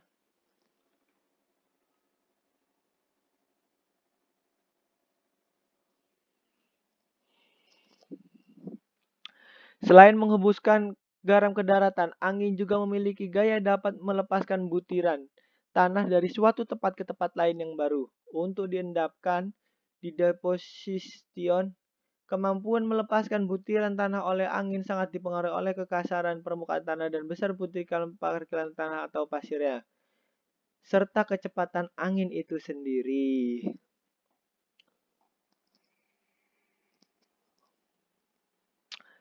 Kadar garam dan unsur hara dalam tanah atau pasir. Kadar garam tanah dan atau pasir berkurang dengan bertambahnya jarak dari laut berpengaruh pada zona tumbuhan. Adaptasi salintas di mana jenis tumbuhan yang tahan terhadap kadar garam cenderung terdapat di dekat laut.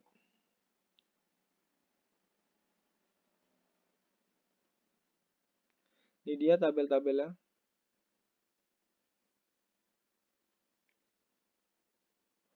Ini dia gambarnya.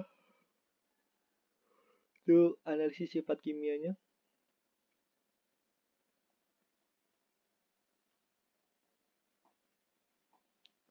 Oke, selanjutnya. Penggenangan sesekali oleh air laut. Tumbuhan pada zona perintis seringkali tergenang oleh air laut akibat aktivitas ombak. Penggenangan ini akan meninggalkan garam di sekitar daun tumbuhan yang menambah tegangan air dalam tumbuhan tersebut. Kasus kematian vegetasi pasca tsunami di Aceh salah satu penyebab adalah genangan air laut dalam waktu beberapa hari dan umumnya penggenangan air laut itu melanda lokasi jauh dari pantai. Penggenangan dengan tingkat salinitas yang tinggi akan menyebabkan daun-daun menguning, kering dan berguguran dan pada akhirnya akan mengalami kematian. Aerasi dan porositas. Konsekuensi dari butiran pasir yang besar dan rongga antara butiran yang besar pula dapat menyebabkan air yang berasal dari hembusan garam maupun dari sumber lain menjadi cepat terserap ke bawah dengan sedikit yang tertahan untuk dikonsumsi untuk hidup yang pesisir untuk pertumbuhannya. Dengan kondisi ini maka dikatakan tumbuhan pantai mirip dengan tumbuhan gurun yang tumbuh dalam lingkungan yang kering. Tumbuhan yang bertahan pada kondisi ini beradaptasi dengan memanfaatkan air embun pagi atau kemampuan akar untuk menyerap air ke dalam kedalaman tertentu. Stabilitas tempat tumbuh penduduk. Tempat tumbuh. Hal ini terjadi karena aktivitas ombak yang mudah sekali menggeserkan pasir dengan stabilitas tempat tumbuh yang tidak mantap. Gerakan ombak dapat menyapu pasir sehingga dapat mengubur tumbuhan. Untuk mengatasi keadaan tersebut, beberapa jenis tumbuhan cenderung untuk melata atau merambat di atas pasir dan berakar karena pada buku-bukunya, strategi ini dapat juga membantu menahan gumuk pasir yang dibentuk oleh angin. Contohnya tumbuhan Impomea spp, Canaphila obtulus viola, dan Cerosea. Cukup. Oke, assalamualaikum warahmatullahi wabarakatuh. Kali ini saya akan melanjutkan bab selanjutnya yaitu fungsi dan manfaat hutan pantai. Selama ini masyarakat Indonesia menganggap remeh fungsi dan manfaat yang diberikan oleh hutan pantai sehingga banyak menimbulkan situasi di mana sumber alam ini jadi terabaikan.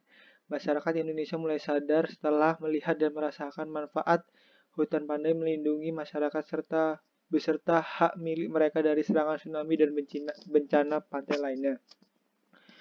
Masih banyak fungsi dan manfaat lain dari keberadaan ekonomi hutan pantai yang selama ini telah dirasakan oleh manusia. Masing-masing fungsi tersebut digolongkan dari dalam fungsi fisik, ekologi maupun ekonomi sosial. Selanjutnya dapat dijelaskan fungsi-fungsi tersebut sebagai berikut. A. Fungsi fisik hutan. Meredam pukulan gelombang tsunami. Pantai Indonesia rawan terhadap tsunami. Daerah pantai yang rawan adalah pantai bagian barat Sumatera, selatan Jawa Utara dan selatan NTB/NTT, Kepulauan Maluku dan Maluku Utara, pantai utara Papua dan hampir garis pantai Sulawesi. Selain kejadian tsunami, di Aceh dan Nias tercatat telah terjadi tsunami di pantai Pangandaran tahun 2006, di Flores, Nusa Tenggara Timur, dan 1992 dimakan korban sebanyak 1952.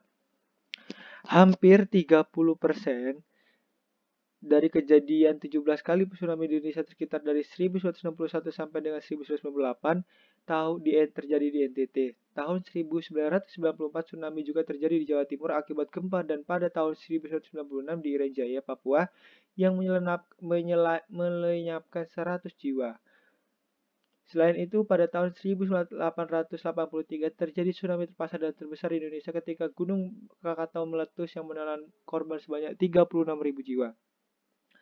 Tidak kalah menariknya, salah satu daerah yang paling rawan tsunami adalah Laut Maluku. Selama periode tahun 1600 sampai dengan 2000, tercatat telah terjadi sebanyak 32 kali kejadian di mana 28 tsunami disebabkan oleh gempa tektonik dan 4 tsunami disebabkan oleh meletusnya gunung api bawah laut. Kejadian tsunami di Indonesia umumnya disebabkan oleh fenomena geofisik seperti gempa bumi, erupsi vulkanik di dasar laut, longsoran. Dari ketiga penyebab itu, kontribusi besar sekitar 90% diberikan oleh gempa bumi dibandingkan dengan penyebab lainnya. Pantai yang paling rentan terhadap bahaya tsunami adalah pantai dengan dataran pantai rendah terbuka. Tinggi rendahnya kerusakan yang terjadi karena tsunami ditentukan oleh kondisi morfologi pantai dan posisi daerah pesisir terhadap sumber gelombang. Hutan pantai bersama dengan hutan mangrove mampu meredam amuan gelombang tsunami dengan dua cara, yakni pertama, hutan pantai memecah gelombang air laut yang datang dan memperlambat kecepatan arus, dan kedua, hutan pantai berperan sebagai kanal alami sebagai memperkecil volume air yang di wilayah daratan. Hutan pantai juga menghambat materi laut yang terikut oleh gelombang tsunami seperti sampan, batang kayu, dan kapal kargo serta puing-puing lainnya. Sebagai contoh, bagaimana hutan pantai melindungi masyarakat di Loh Pawoh, Sawang, Aceh Selatan yang selamat dari tsunami karena memiliki padang lamun, pantai berbatu, dan terumbu karang yang masih baik. WIP juga menemukan fakta bahwa Desa Ladang Tuha, Aceh Selatan yang memiliki hutan pantai yang rapat dan kokoh juga selamat dari tsunami.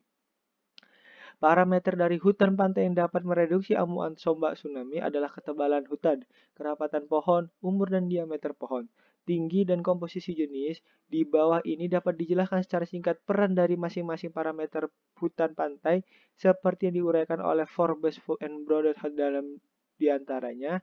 Lebar hutan merupakan salah satu yang menentukan mitigasi bencana. Hasil simulasi menunjukkan bahwa lebar hutan lebih dari 100 meter membutuhkan energi 3 kali dan 6 kali dari peningkatan panjang gelombang periode yang berakibat pada peningkatan transmisi energi yang kecil. Dan untuk hutan yang lebarnya lebih kecil yaitu 50 meter, lebih nyata terlihat hilangnya kemampuan untuk menurunkan kekuatan daya seret. Dari simulasi tersebut diduga bahwa semakin sempit atau tidak lebar suatu hutan pantai, maka semakin besar resiko tsunami terjadi padanya. Dengan bertambahnya lebar hutan akan progresif menunjukkan resiko dan dampak potensial yang terdapat bukti bahwa daerah pantai sangat dekat dengan epicentrum. Gempa yang menyebabkan tsunami Samudra Hindia 2004 oleh mangrove dan pantai yang tebal pada beberapa lokasi di pantai Aceh, Kepulauan Nicobar, dan pantai Andaman. Mangrove dan hutan cukup lebar untuk mencegah tsunami yang masif. Selain lebar hutan, kepadatan, kerapatan hutan pantai juga merupakan penentu mitigasi tsunami. Meskipun kepadatan pohon hanya memiliki efek kecil pada mitigasi, kepadatan hutan berkaitan dengan kemampuan hutan untuk memantulkan atau mengembalikan tsunami. Selain itu juga menyerap energinya. Kepadatan sedang merupakan yang paling efektif dalam mencegah mitigasi tsunami. Jika terlalu jarang, kebanyakan tanaman kelapa gelombang akan menyerang tanpa masuk ada hambatan. Sedangkan apabila hutan rapat padat seperti mangrove, gelombang besar akan melewati tentu tidak terhambat. Di Kerala India, tanaman kelapa yang ditanam rapat mampu melindungi pantai. Dan di Sri Lanka, kerusakan terjadi hanya sekitar 100 meter, di mana jarak tanaman sekitar 3 meter dan sekitar 14 batang pohon per 100 meter perseginya. Namun, kelapa hanya yang ditanam dengan jarak yang tidak lebar memberi pengaruh nyata pada mitigasi tsunami. Parameter lain yang berkontribusi dalam mitigasi tsunami adalah umur hutan dan diameter pohon. Umur hutan rata-rata umur hutan secara berlangsung berhubungan dengan tinggi diameter pohon. Seiring hutan semakin tua, efek mitigasi menurun dengan setelah titik batas tertentu.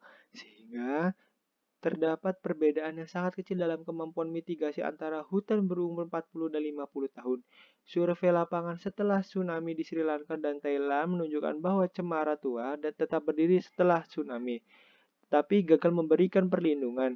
Hal ini juga dijelaskan oleh Harada Katawa bahwa hasil simulasi menunjukkan bahwa Venus berumur 10 tahun memiliki daya reduksi terhadap tsunami yang tinggi dibandingkan umur 50 tahun. Tinggi pohon dominan dan kodomain di dalam pantai hubungan langsung dengan proyeksi area frontal tsunami. Tinggi hutan juga penting dalam hubungan resiko lompatan tsunami. Semakin tinggi hutan, semakin besar reflektif sebagai dinding penahan.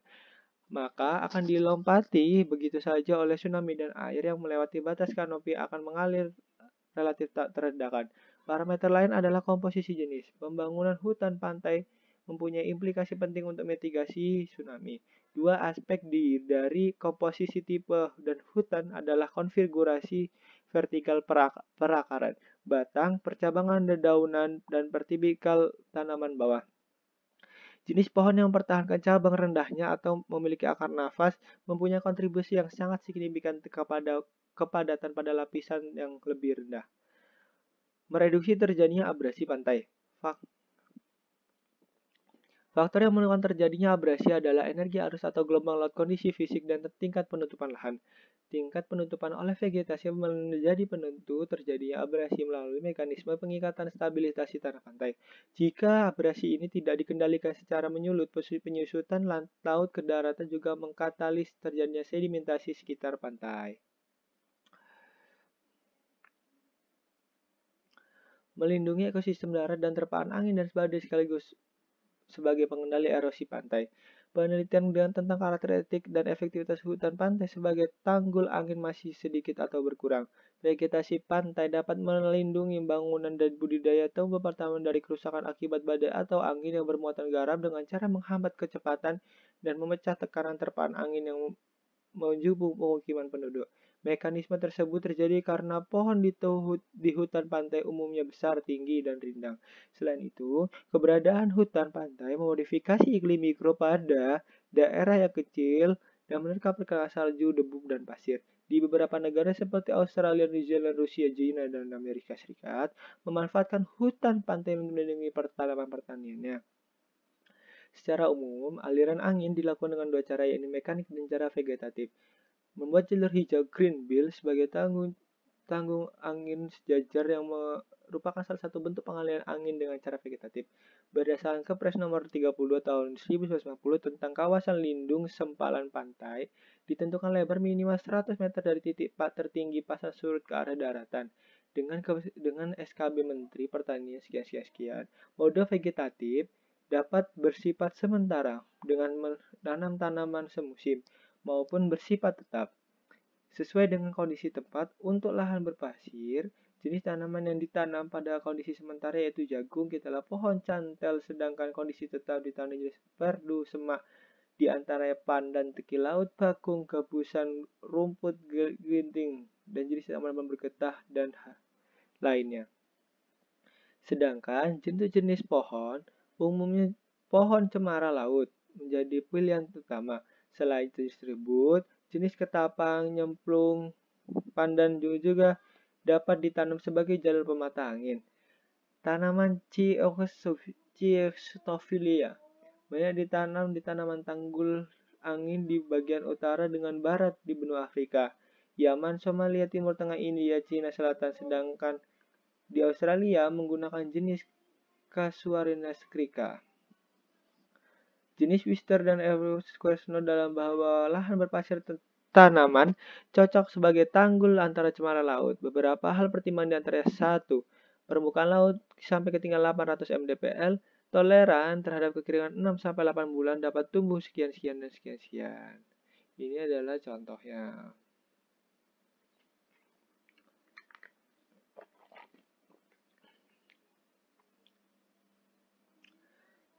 Selain pertimbangan di atas, Tag L dalam juga menyebutkan bahwa Casuarina sp memiliki karakteristik yang dapat dijadikan sebagai shelter belt di antara akar-akar yang kuat secara eksistensi daun dari cemara laut yang memiliki kemampuan untuk menahan kecepatan angin serta kemajuan memperbarui garis tanah yang mengandung kadar garam yang tinggi, juga sebagai tempat polinasi madu dan burung.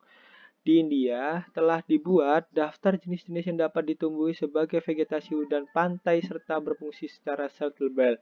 Di antaranya adalah itu. Di bawah ini ringkasan beberapa hasil penelitian peran hutan pantai terpaan angin dari badai baik di negara dunia. Zoya 2008, hutan pantai Cemara dapat menahan kecepatan angin sebesar 3,10 mph bila dibandingkan sebelumnya dengan kecepatan angin sebesar 3,7 mph. Penelitian Sukresna, Pantai Sangas Kabupaten Jogja Bantul, menunjukkan bahwa kecepatan angin rata-rata pada plot di belakang tanggul angin adalah sebesar 5,27 mph, sedangkan di luar menunjukkan sebesar 6,06 mph. Untuk lokasi pemantauan di tepi laut dan 63,33 di puncak Gumuk Pasir. Di Tamil Nadu, Sabu Hijau Cemara Laut seluas 7.545 hektar mampu menahan frekuensi badai silion dan angin. Pada Environmental Plenty, shelter belt cemara laut mengurangi erosi pasir yang disebabkan oleh angin dan meningkatkan hasil pertanian sebesar 25%. Di Jepang, tanaman sabu cemara laut mampu melindungi tanaman budidaya pertanian dari hembusan garam yang dibawa oleh angin. China Internet Center dan dalam Zoya di China shelter belt dapat 6,6 juta hektar mampu efektif melindungi dan mengurangi volume air dan erosi pasir sebanyak 50%. Menurut Brandel L. dan Tekel L. bahwa ada beberapa karakteristik vegetasi pantai yang berkontribusi dalam efektivitas hutan pantai sebagai tanggul angin. Faktor-faktor tersebut adalah weight, height, destination, length, width, continual orientation, dan bentuk penampang. Karakter-karakter tinggi tanggul ini merupakan faktor utama dalam mengendalikan kecepatan angin. Visualisasi pengaruh tinggi tampak pada gambar 30. Gambar 30 menjelaskan bahwa terjadi turbulensi angin di belakang shelter angin yang melewati bagian atas shelter belt dan akhirnya membentuk pola aliran yang sama seperti vegetasi. Selain tinggi, kerapatan juga berpengaruh efektivitas tanggul. Kerapatan dijelaskan sebagai volume total tanggul vegetasi yang solid. Meskipun demikian, vegetasi yang poros longgar juga dipakai untuk tanggul angin walaupun sedikit menurun dan tidak efektif untuk hujan dan penahan kecepatan angin. Panjang shelter belt merupakan luasan lateral atau shelter belt di mana posisinya berhadapan secara tegak lurus terhadap arah atau peristiwa terjadi angin. Arah angin mengikuti wilayah luar. Lateral shelter belt dengan begitu panjang shelter belt dapat mengurangi kecepatan angin. Lalu, lebar atau ketebalan shelter belt merupakan jarak tegak lurus terhadap shelter belt. Ketebalan dan kerapatan bersama-sama menentukan besarnya penurunan kecepatan angin. Hasilnya observasi rate dalam Tekel L dan menu numerik dalam Tekel L menunjukkan bahwa shelter belt dengan 2-3 bar dapat melindungi lokasi penanaman. Tanaman budidaya pertanian yang akibatnya di belakangnya karena dengan kondisi tersebut dapat mengurangi kecepatan angin, meningkatkan deposit garam, dan reduksi yang melanda wilayah pantai. Kontinuitas atau seragam merupakan salah satu indikator yang di suatu lokasi tersebut dalam penyeluruhan kecepatan angin karena efek shelter belt. Muncul celah dalam tanggul angin cenderung menekan aliran dalam pancaran lokal di sekitar daerah zaman hingga berlawanan dengan proteksi area. Orientasi kaitan dengan maksimum jarak shelter belt memperoleh proteksi angin. Jika tidak langsung terhadap shelter belt, wilayah yang terlindung dibatasi oleh daerah terbuka pinggir shelter. Bentuk penampang melintang menjelaskan bahwa penampang memiliki relatif yang mempengaruhi pengaruh kecil terhadap proteksi area.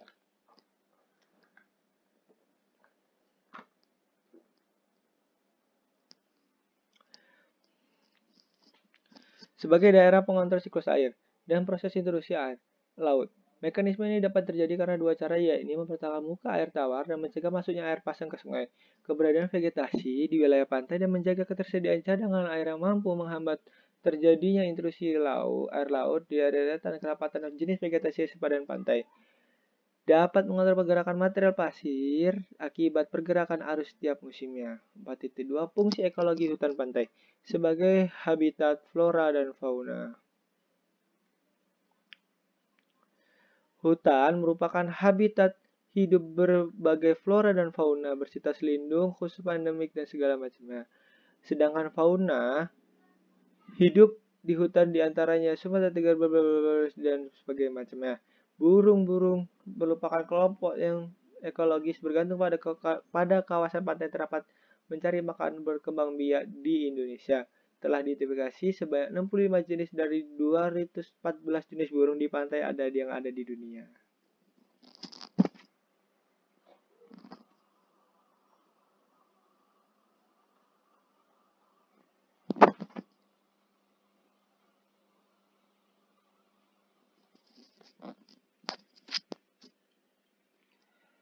Selain jenis-jenis yang tertera di atas, menurut Goldman et al., bahwa hutan juga memiliki habitat 3 jenis pigeon-pigeon yang tercampur yaitu sekian pigeon jenis Suladecres berbeza, Pegrata, Minutus, ditemukan ke penghuni hutan jenis Caloanas Nika Barat telah dimasukkan dalam Epidemic CTS. Sebagai tempat bertelur. Hutan dijadikan sebagai tempat paling penting berbagai jenis penyu untuk bertelur. Satu faktornya adalah menukar pasir kuarsa yang didominasi oleh vegetasi pantai bersama tanaman pandan. Hasil penelitian bahwa pantai menunjukkan sarang-sarang telur penyu dapat ditemukan dalam presentasi pada penutupan tumbuhan pandan sebesar 40,4 sampai 85,2%. Ada sekitar 43 pantai di Indonesia yang dijadikan tempat bertelur penyu. Bahkan kawasan pantai di Indonesia lebih dari 6 tempat penelusuran terbesar di Indonesia yaitu kawasan Jamburamedi, Sorong. Umumnya penyu sisik, penyu belimbing, dan penyu hijau bertelur di pantai Pangaban, Sukabumi, dan Suaka, Satwa Cepu, TN Kepulauan Seribu, TN Meru Betiri, Alas Purwo, Komodo, Bunaken, Taman Manusia dan Cendrawasih. Selain penyu dijadikan tempat bertelur seperti burung maleo yang hampir ditemukan seluruh pantai di Sulawesi dan Maluku.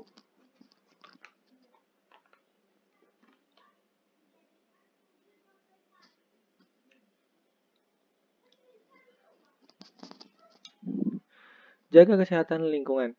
Hutan pantai juga berfungsi sebagai pengendali pemanasan global dan perubahan iklim melalui penyerapan karbon dan memelihara iklim mikro.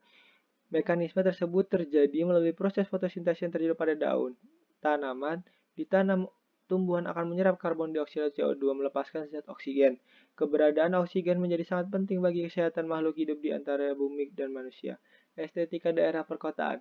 Penanaman pohon pada wilayah perkotaan menjadi sangat penting di tengah pesatnya konsumsi masyarakat. Terjadinya kendaraan bermotor, penanaman vegetasi pantai seperti cemara laut sepanjang jalan raya atau ditanam tanaman perkantoran. Keberadaan tanaman tersebut selain untuk menambah keindahan kota juga menyerap CO2 dan gas-gas yang dihasilkan oleh kendaraan bermotor. Kita tahu gas-gas tertentu dan berdampak negatif terhadap lingkungan perkotaan.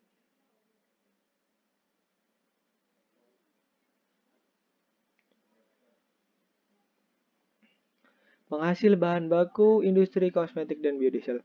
Jenis tumbuhan yang tumbuh di hutan pantai mengandung bahan-bahan kimia yang dapat kepentingan industri kosmetik di antaranya keben, ketapang, sedangkan tanaman pantai yang bertoksi dijadikan biodiesel adalah nyamplung. Keranji, biji nyamplung mengandung sebesar 40-50%, dan jika dalam kondisi yang mengandung 70-73%. Bahan aktif terkandung dalam biji nyamplung adalah sekian-sekian. Minyak dari biji tanaman namun sudah dijadikan lama untuk penerangan di beberapa daerah seperti Maluku.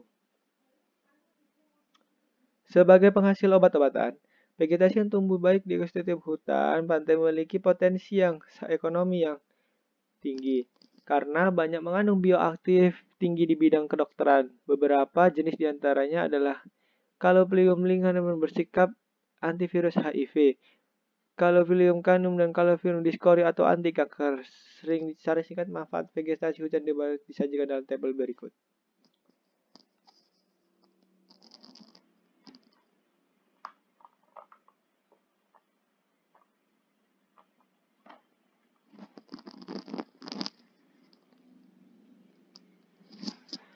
Sumber penghasil bioenergi. Vegetasi pantai dapat dimanfaatkan sebagai sumber bahan baku bangunan kayu bakar, arang, plups, dan kertas. Dicontoh, pada umur 7-15 tahun produksi kayu bakarnya dapat mencapai 37-74 ton per hektar sebagai tempat budidaya pertanian.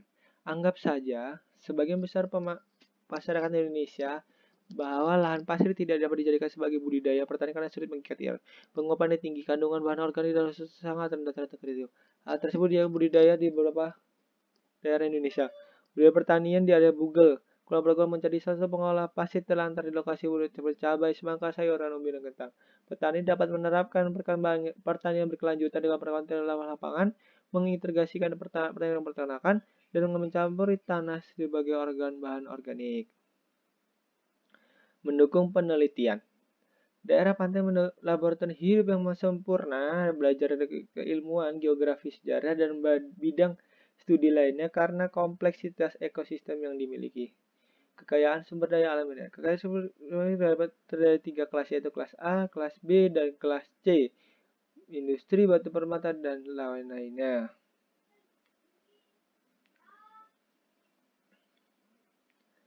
Kerusakan pantai dan dampaknya. Faktor penyebab kerusakan pantai.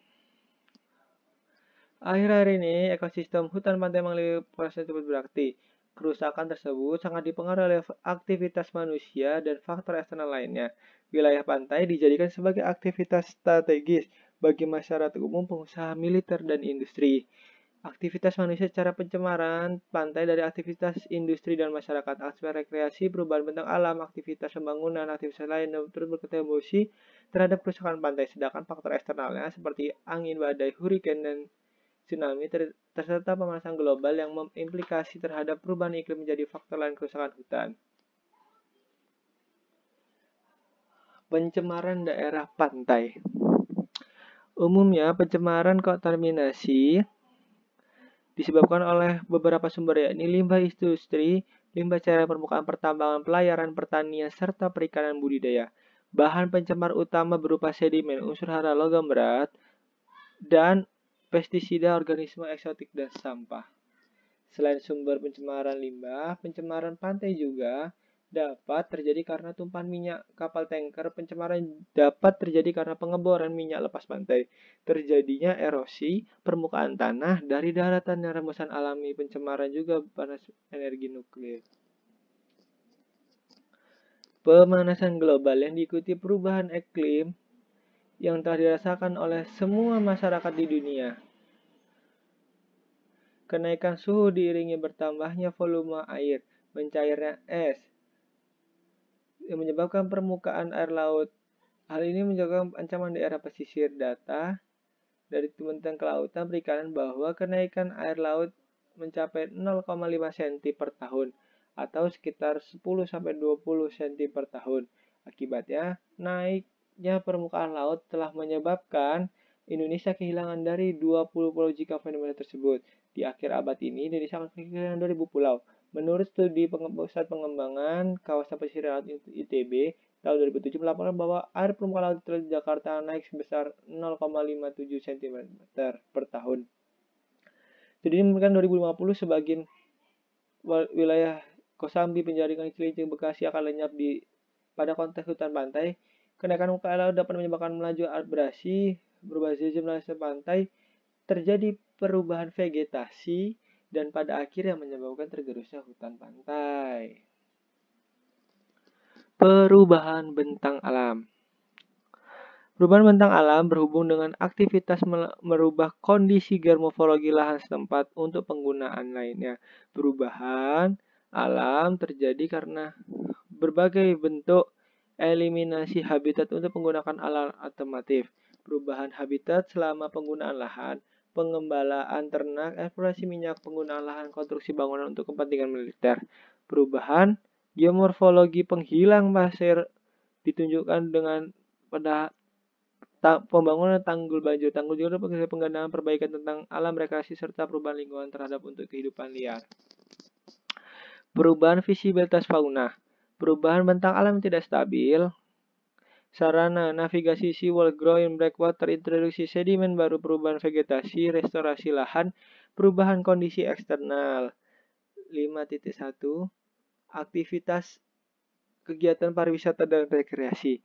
Aktivitas pariwisata dan rekreasi berdampak negatif terhadap kelestarian ekosistem pantai. Pembangunan sarana prasarana pariwisata dapat pembangunan hotel, resort, pembangunan dermaga dan sarana tersebut berkontribusi terhadap menurunnya stabilitas fisik dan meningkatnya mobilitas pasir. Kegiatan lainnya seperti pengamatan ilmu, reproduksi kelimpahan, dan migrasi burung dan penyu tidak terkecuali dapat mengganggu kehidupan dan tempat pembiakannya. Penambangan bahan material. Penambangan pasir di negara salah satu aktivitas penting yang sudah dilakukan. Di Indonesia sudah terjadi lama. Akibat tahun 1950, praktik penjualan pasir ke darat Singapura sudah dilakukan. Berdasarkan Kompas edisi 17 Maret 2007, disebutkan bahwa sebelum terjadi kebijakan pelarangan ekspor ke Malaysia, kapal tongkang yang bermuatan pasir dan granit masuk penimbunan Malaysia tercatat mencapai 140 tongkang diasumsikan selama 20 tahun, berarti ada 100 pengangkut pasir darat dan 1.500 meter kubik berjumlah pasir. Salah satunya kegunaan pasir digunakan untuk kepentingan konstruksi bangunan. Selain itu juga pada wilayah tertentu Singapura dapat digunakan untuk reklamasi wilayah pantainya untuk tujuan ekspansi untuk pembangunan pusat bisnis keuangan, bandar udara internasional, dan sebagainya. Pada daerah Indonesia, kegiatan penambangan pasir cenderung eksploitasi dan tidak dipertimbangkan aspek ekologi dan lingkungannya, termasuk di sepanjang pantai Pulau Jawa. Hampir seluruh gumuk-gumuk pasir telah mengalami kerusakan akibat aktivitas penambangan yang berlebihan. Kerusakan areal gumuk serta vegetasi penutupannya dapat menyebabkan penurunan fungsi dan kapasitas ekosistem. Akibatnya, dari penambangan pasir juga dapat menghilangkan sejumlah pulau di Indonesia. Penambangan pasir nyaris menghilangkan sejumlah wilayah kepri seperti Sebaik, dan bahkan tahun 1788 sampai tahun 2002 sebanyak pulau termasuk Pulau Nipah hilang. Pulau Nipah titik pangkal penutupan bahasa Indonesia dan area Malaysia. Kasus sama juga di Kalimantan Timur. Di wilayah ini, tujuan pulau pesisir Selat Makassar juga hilang karena penambangan pasir laut. Hilangnya pulau berdampak pada besar pola iklim termasuk perikanan. Selain hilangnya pulau, penambangan pasir juga berdampak pada kelestarian ekosistem pesisir. Lubang-lubang bekas penambangan menjadi salah satu bisu aktivitas tersebut. Tidak sampai di situ, keterbatasan dana pemerintah untuk reklamasi lahan bekas penambangan merupakan salah satu lain dari aktivitas penambangan tersebut. Oke, selanjutnya masuk ke budidaya pertahanan lahan di pasir. Berdasarkan keputusan Menteri Kelautan dan Perikanan nomor 10 tentang pedoman umum perencanaan pengelolaan pesisir terpadu dan Undang-Undang nomor 5 tahun 1990 tentang konservasi sumber daya alam hayati dan ekosistemnya serta pentingnya pasir pantai yang akan kaya sumber daya alam jasa lingkungan, hendaknya pemanfaatan lahan pantai berpasir dilakukan secara baik dan benar sehingga dapat berfungsi ganda, yakni untuk mengendalikan erosi angin dan untuk meningkatkan pendapatan masyarakat melalui usaha budidaya tanaman semusim dan tanaman keras serta buah-buahan yang sesuai dengan dan bernilai ekonomis yang berdampak pada terciptanya kondisi iklim yang baik dan secara tidak langsung dapat menarik wisatawan untuk berkunjung ke lokasi budaya. Sejak tahun 1994 hingga 2007, pemerintah telah merehabilitasi lebih dari 40.000 hektar lahan pasir, sedangkan lahan dimanfaatkan petani dalam budidaya tanaman semusim sekitar 13.000 hektar. Lahan pantai berpasir merupakan lahan yang keberadaannya dan belum termanfaatkan merupakan lahan tidur. Lahan ini punya potensi untuk dikembangkan mengingat sinar matahari sangat melimpah, air tawar untuk irigasi ini mudah dikembangkan. Apalagi merebaknya lahan pertanian diubah menjadi lahan non pertanian sering dengan meningkatnya jumlah penduduk. Pemanfaatan lahan pasir dan untuk tujuan budidaya dan pertanian semusim di sekitar pesisir pantai telah diusahakan masyarakat di sekitar Sambas, Jogja, di pertahanan Kebumen, Jawa Tengah. Pemanfaatan lahan pasir, usaha tani memerlukan input yang tinggi menggunakan teknologi tanggul yang angin, irigasi, dan pemupukan teknologi dapat mencegah erosi angin dan juga penyaring udara yang mengandung garam. Pencegahan erosi yang dimaksud juga akan menekan pada dampak kerusakan tanaman budidaya dan pemukiman di belakangnya. Selain mencegah erosi, para petani juga telah menerapkan pertanian berkelanjutan melalui penerapan teknologi ramah lingkungan dan mengintegrasikan pertanian dengan peternakan dengan cara mencampur tanah dan bahan organik sehingga terjadi peningkatan produksi. Produktivitas meningkatkan seiring dengan penambahan bahan organik. Budidaya tanaman semusim di lahan berpasir memang berhasil. Kenyataannya kelompok tani di Jogja telah merasakan hasilnya dan beberapa kali panen bawang merah, cabai, terong, dan hasil lainnya dengan keuntungan besar sebesar 40 juta dalam setiap hektarnya. atau 220 juta. Belum lagi pendapatan masyarakat diperoleh dari budidaya ternak ayam dan sapi. Budidaya jenis tanaman semusiman. Usaha budidaya tanaman semusim dapat dilakukan secara monokultur, mampu kombinasi beberapa jenis dalam yang sama. Yang biasanya tanaman ditanam di jalur tunggal angin permanen. Jenis yang sudah dibudidayakan di lahan pasir diantaranya bawang merah, terong, jagung, cabai merah keriting, ketimun, dan kacang panjang. Sedangkan kombinasi jenis yang dapat dikembangkan dengan cara tumpang gilir adalah terong blablabla. Dan cara tumpang gilir ini dapat juga berdampak positif pada penutupan lahan yang lebih lama. Hal ini di bawah ini jelaskan jenis-jenis yang diusahakan oleh petani lahan berpasir di Pantai Samas DIY. Budidaya semangka. Tanaman semangka ditanam di jalur peternakan menahan angin pasar Samas DIY menggunakan jarak tanaman 4 x 065 meter. Jarak antara bayi dan pemberian pupuk sekian-sekian. Hasil penelitian Sukresno menjelaskan bahwa perbaikan kondisi tanah pasir di Pantai Samas dengan jenis amelior tanah liat dan kondisi pupuk kandang menunjukkan amelior sangat berpengaruh nyata terhadap produksi buah semangka. Dan jika dikembangkan kedua amelior tersebut maka terjadi amelior pupuk kandang lebih baik tanah liat. Hal ini dapat dilihat dari produksi buah di mana penggunaan amelior liat kandang pada lahan baru, lahan bekas tahun 1 dan bekas tahun 2 masing-masing sebesar 26, THA. Budidaya terong ungu, budidaya bawang merah, budidaya merah cabai merah keriting, kacang panjang dan lainnya. Analisis usaha budaya semusim. Analisis finansial juga dilakukan untuk mengetahui kelayakan pengembangan usaha tani dan pesisir secara ekonomi. Analisis dilakukan selama periode 20 tahun yang merupakan usia tanaman tanggul. Pada analisis tersebut dilakukan pada nilai sekian-sekian. Hasil evaluasi tani berbagai pasir.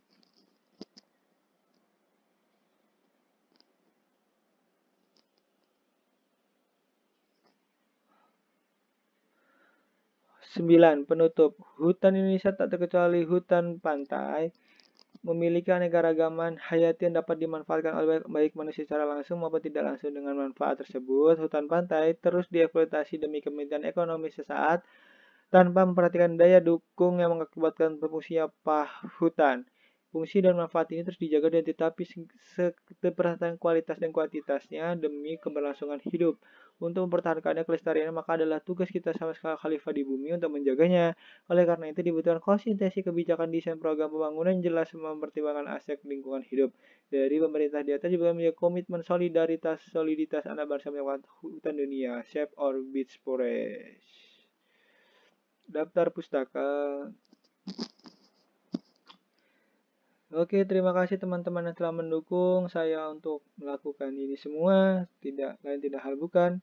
Saya ucapkan terima kasih sekali lagi. Demikian dari saya. Bila ada kekurangan saya mohon maaf yang sebesar-besarnya. Saya akhiri. Wassalamualaikum warahmatullahi wabarakatuh. Dan ini adalah sudah terakhir bab terakhir. Sudah sampai daftar pustaka.